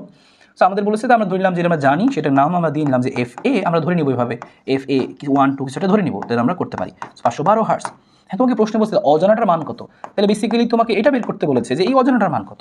তো অঙ্ক তো সহজ, তুমি তো জিনিসটা জানো কীভাবে করতে হয়, তাহলে তুমি খেয়াল করে দেখো এখানে আমরা এখান থেকে কী জানি, খেয়াল করো আমরা সূত্র জানি যে আমরা জানি। সো এখানে কী জানি বেসিক্যালি, অঙ্ক কিন্তু খুবই ছোটো হয়, খালি উত্তরটা গেস করতে পারলেই তুমি খুব সহজে অল্প সময় উত্তরটা করতে পারবা। সো আমরা বেসিক্যালি যেটা জানি যে আমাদের যে বিট সংখ্যা, হ্যাঁ আমাদের এই বিট সংখ্যার সূত্রটা কী হবে আমাদের এখানে, আমাদের এই বিট সংখ্যার সূত্রটা হবে আমরা জানি n = হচ্ছে স্মল এফ, তাহলে small F minus capital F, capital F minus small F. এখন আমি তো জানি না কোনটা ছোটো কোনটা বড়ো, তো আমরা আন্দাজে এমনি লিখলাম। এখন এইভাবে যে লিখলাম এর পরের লাইনে আমরা কি লিখতে পারবো, আমার এফ বি দরকার, তখন তুমি পরের লাইনটা এভাবে লিখে ফেলবা এফ বি। দেখো যদি এই যে আমি জিনিসটা লিখলাম এখানে যে বড় ছোটো কোনটা আমার জানা নাই, সো আমি এখানে এফ বি লিখলাম, পরের লাইনে আমরা কী লিখবো জানো, এভাবে লিখবো যে আমরা এভাবে লিখবো। দেখো এমন হতে পারে যে এটা ছোটো, হতে পারে এটা ছোটো, হতে পারে এটাই বড়ো, তাহলে আমি এফ বি চাই, তাহলে এফ এটা কি পাশে পাঠাবো, তবে আমরা এই এফ এটাকে যে পাশে পাঠাবো তবে এখানে লিখবো হচ্ছে প্লাস মাইনাস এন। দেখো প্লাস মাইনাস এন কেন লিখলাম বুঝতে হবে। তোমাকে বলেছিল যে 5টা বিট তৈরি করে, হ্যাঁ সো 512 হার্জ, তার মানে এদের মধ্যে গ্যাপ হচ্ছে 512 না 512 না, একটার কম্পাঙ্ক 512 আর এদের মধ্যে গ্যাপ হচ্ছে 5টা। এখন প্রশ্ন জিজ্ঞেস করছে যেহেতু এটা 5টা বিট তৈরি করতো, তার মানে একটা দিয়ে 512 হয়, আরেকটা হওয়ার চান্স কি আছে, এটা হতে পারে 507, কারণ দেখো 507 আর 512 গ্যাপ কত 5। ইভেন এটাও হতে পারে যে 517 তো হতে পারে, কারণ 517 কি 12 আর 5 যোগ করে 17, 17 আর 12 পার্থক্য 5, এটাও হতে পারে। সো আমরা জানি না কোনটা হবে, তাই আমরা এটাও হতে পারে এটাও হতে পারে। সো এটা আসতে পারে কীভাবে চিন্তা করো, এটা আসতে পারে এটার সাথে এটা যোগ করে আসছে, এটা থেকে এটা বিয়োগ করে আসছে, সো আমি তো জানি না কোনটা হবে, তাই আমরা দেখো এখানে এই দুইটা আমরা গেস করলাম যে দুইটাই তো হতে পারে, কিন্তু কোনটা হবে আমরা খুঁজে বের করবো। তাই তুমি এখানে দেখো যোগ বিয়োগ করে দিচ্ছি আমরা, যে অন্যটা বের করার জন্য আমি কম বিট যেটা দেওয়া থাকবে, যোগ এবং বিয়োগ করলে সম্ভাব্য যে দুইটা উত্তর চলে আসবে। কারণ যোগ করলেও 12 পার্থক্য 5 পাওয়া যায়, বিয়োগ করলেও তো পার্থক্য 5 পাওয়া যায়, যোগ বিয়োগ দুইটা হবে। এখন তুমি কি লিখবা, তাহলে এখানে তুমি মানটা বসাবা, এফ বি আমাকে বের করতে বলেছিল অজানাটা, এফ এর মানটা 512, তাহলে প্লাস মাইনাস হচ্ছে কত 5, তাহলে আমাদের উত্তর কত হবে দেখো, এফ বি এর উত্তর হবে কত 517 হার্জ, অথবা 517 হার্জ, অথবা হচ্ছে কি যে 507 হার্জ। এখন তোমার কাজই হচ্ছে এটা, যে এই জিনিসটা বের করা, যে কোনটা আসলে আসল উত্তর, এই দুইটা যে হতে পারে সম্ভাব্য উত্তর আমরা জানলাম, এখন এই দুটোর মধ্যে কোনটা আসল উত্তর সেটাই তোমাকে সিলেক্ট করে দিতে হবে। এটা কি কাজ, কীভাবে সেটা সিলেক্ট করবা, তুমি সিলেক্ট করবা দেখো ফার্স্ট টাইম একটা দাগ দিয়ে নিবা, এই পদ্ধতিটা খুবই ভালো, খুবই কার্যকর, তাহলে কোনো কিছু মুখস্থ রাখতে হয় না। তুমি খেয়াল করো, তোমাকে বলেছে একত্রিত শব্দটি করলে 5টি বিট উৎপন্ন হয়, সেটা মাথায় রাখো। বলছে 512 হার্জ কম্পাঙ্কের সুর শলাকার ভর হ্রাস করছি। ওকে, আমরা দেখি জানা ছিল, তুমি জানাটা কত 512, এখানে ওরা একটু চালাকি করে কিছুই বলে নাই, জানা অজানা মানে খালি বলছে 512 হার্জের একটা ছিল। সো 512 হার্জ মানে ওটা আমি জানি, আর ওটাকে আমরা ধরে নিচ্ছি কত, যে এফ এ।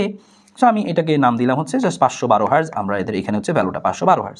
ভালো কথা। এখন আমি যে এটাকে যখন দুইটাকে একসাথে বাড়ি মারলাম, এদের মধ্যে বিট হতে পারে কত, যে 5টি বিট হতে পারে, মানে কি তুমি এই 5 বেশি এবং হচ্ছে 5 কম, এটা নিয়ে তুমি একটা দাগ দিয়ে দিবা, 5 বেশি এবং 5 কম নিয়ে তুমি একটা দাগ দিয়ে দিবা। তাহলে 512, তাহলে উপরেরটা আমাদের হতে পারে কত, যে 500 আমাদের হতে পারে, দেখো উপরেরটা হতে পারে বেশিটা 517 হতে পারে আমাদের, উপরেরটা হতে পারে আমাদের 517। আর নিচেরটা কি হতে পারে দেখো, নিচেরটা হতে পারে হচ্ছে সম্ভাব্য যে মান, নিচের সম্ভাব্য যে মানটা সেটা 507 হতে পারে। তাহলে খেয়াল করো, আমরা এটা চিন্তা করলাম যে এটা হচ্ছে আমাদের কি, এই জিনিসটা হচ্ছে আমাদের কি, এই জিনিসটা হচ্ছে আমরা জানি 512 হয়, এটা আমাদের জানা। এখন আমরা যখন ধরে বাড়ি মারলাম তখন হচ্ছে 5টা বিট উৎপন্ন হয়, মানে 507 517, এখান থেকে 5 যোগ করবো 5 বিয়োগ করবো, এবং দেখো বড় মানটাকে উপরে লিখবো, ছোট মানটাকে এই দাগের নিচে লিখবে, এবার তুমি লিখবা সাজাবা। ওকে, এখন তোমাকে কি বলেছে, এখন তোমাকে শর্ত বের করতে হবে, যে কোন শর্তের মধ্যে আমি কি লেখা সেটা অনুযায়ী আমি উত্তরটা পিক করব।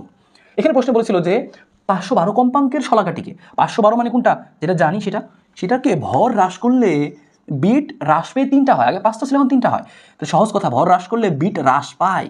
তোমাকে যদি এটা না বলে বলতো কম্পাঙ্ক সুশলাকাটির ভর হ্রাস করলে বিট 3টি হয়, 3টি হয় মানে কি হ্রাস পাইছে না, তখন আমি বুঝে নিতাম যে হ্রাস পাইছে। আর এখন তো বলেই দিছে বিট হ্রাস পেয়েছে, সো দেখে বোঝা যাচ্ছে হ্রাস পেয়েছে। সো ভর হ্রাস করলে বিটও হ্রাস পায়, তাহলে আমাদের কোন অপশনটা হবে, খেয়াল করো আমরা কোনটাতে ভর লাগাইছি, এটাকে ভর হ্রাস করছি। এখন তুমি এখান থেকে দুইটা কথা মনে রাখবা, যে যখনই যেই বাহুতে তোমাকে ভর হ্রাস করতে বলবে তুমি সেই বাহু নিবা। তোমাকে মাঝে মাঝে বলতে পারে যেটা জানা সুর শলাকা সেখানে ভর হ্রাস করো, সেখানে ভর বৃদ্ধি করো। ইভেন তোমাকে এটাও বলতে পারে যেটা অজানা সুর শলাকা সেখানে ভর বৃদ্ধি করো, সেখানে ভর হ্রাস করো, অজানাটার মধ্যে ভর বৃদ্ধি বা হ্রাস করো বলতে পারে। প্রশ্ন পড়ে ভালো মতো দেখতে হবে যে জানাটাই ভর বৃদ্ধি করলো নাকি অজানাটাই বৃদ্ধি করলো বা হ্রাস করলো। তো আমাদের বলছে 512টা, সো আমরা বুঝছি সাদাটা। এখন তুমি আর দুটো কথা মনে রাখবা, যে যখন তুমি ভরটা হ্রাস করবা, ভর হ্রাস করলে পাতলা হয়ে যাবে, আর পাতলা হলে সেটা উঠতে উঠতে উপরে চলে যাবে। এই সিম্পল লাইনটা তোমার জীবনকে অনেক সহজ করে দেবে। এবং পাশাপাশি যখন ভর বৃদ্ধি করবা কোনো কিছু, তখন ভর বৃদ্ধি করছো ভারী হয়ে গেছে, ভারী হলে নিচে পড়ে যাবে। ভর যদি হ্রাস করো পাতলা হয়ে উপরে উঠে যাবে, আর ভর বৃদ্ধি করলে ভারী হয়ে নিচে পড়ে যাবে। এটা তুমি কল্পনা করবো, বাস্তবতা সেটাই তুমি আসলে চিন্তা করলে পাও। ভর বৃদ্ধি করলে নিচে পড়ে যাবে, ভর হ্রাস করলে উঠতে উঠতে উপরে চলে যাবে। এটাই যদি কল্পনা করতে পারো তাতে এনাফ হয়ে যাবে। দেখো ভর হ্রাস করছি, এখন আমরা এই যে সাদাটা ছিল এই সাদাটা ভর হ্রাস করছি। এখন বলো ভর যদি হ্রাস করো তাহলে পাতলা হয়ে যাবে, পাতলা হলে আস্তে আস্তে কি উঠতে উঠতে উপরে চলে যাবে, ঠিক কিনা? দেখো উঠতে উঠতে উপরে চলে যাচ্ছে, এবং এটা যে উঠতে উঠতে উপরে চলে যাচ্ছে, এখন তোমাকে কি বলেছে, বলেছে যে উঠতে উঠতে উপরে যাচ্ছে, বলেছে ভর হ্রাস করলে বিট হ্রাস পায়। দেখো উঠতে উঠতে উপরে চলে আসলো, তাহলে আমাদের এটা নতুন পজিশন, নীলটা হচ্ছে আমাদের নতুন পজিশন। আগে এখানে ছিল, এটা উপরে চলে আসছে। এখন দেখো কোন ক্ষেত্রে ভরটা হ্রাস পায়, বিট হ্রাস পাইলো, পার্থক্যটা কোন ক্ষেত্রে হ্রাস পাইলো। দেখো এটার কাছাকাছি চলে আসছে না, এটার পার্থক্য দেখো, এটার পার্থক্য আগে ছিল এত বড়, এখন পার্থক্য হয়ে গেছে কত, এখন দেখো পার্থক্য হয়ে গেছে, পার্থক্য ছোটো হয়ে গেছে না। সো পার্থক্য এখানে হ্রাস পেয়েছে। তুমি অন্যটার বেলায় চিন্তা করলে তুমি পাবা, দেখো যে সবুজটার বেলায় দেখো আগে পার্থক্য ছিল এইটুকু, এখন বরঞ্চ পার্থক্য তো বেড়ে গেল। তাহলে যদি তোমাকে বলতো পার্থক্য বেড়ে গেছে, তাহলে তুমি এইটা কারেক্ট হতা। তোমাকে প্রশ্ন বলেছে যে পার্থক্য হ্রাস পেয়েছে, বিট হ্রাস পেয়েছে, দেখো লেখা বিট হ্রাস পেয়েছে। তাই তুমি দেখতে পাচ্ছ যে এই 517-র জন্য এই ঘটনাটা সত্যি হচ্ছে।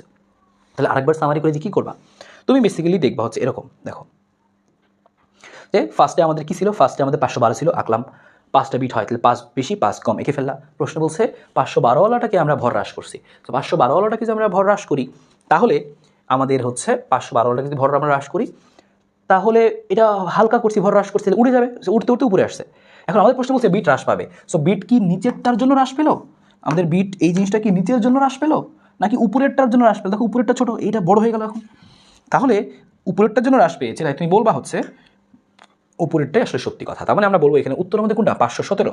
তাই বলবো আমি লিখে দেবো, পরীক্ষা লিখবা কেমনি লিখবা, যেহেতু তুমি লিখে দিবা পরীক্ষায় কীভাবে লিখবা দেখো, ওইটুকু করার পরে তুমি আসলে এখানে উত্তর বলবা। যেহেতু ভর হ্রাস করলে লিখবা, যেহেতু ভর হ্রাস করায়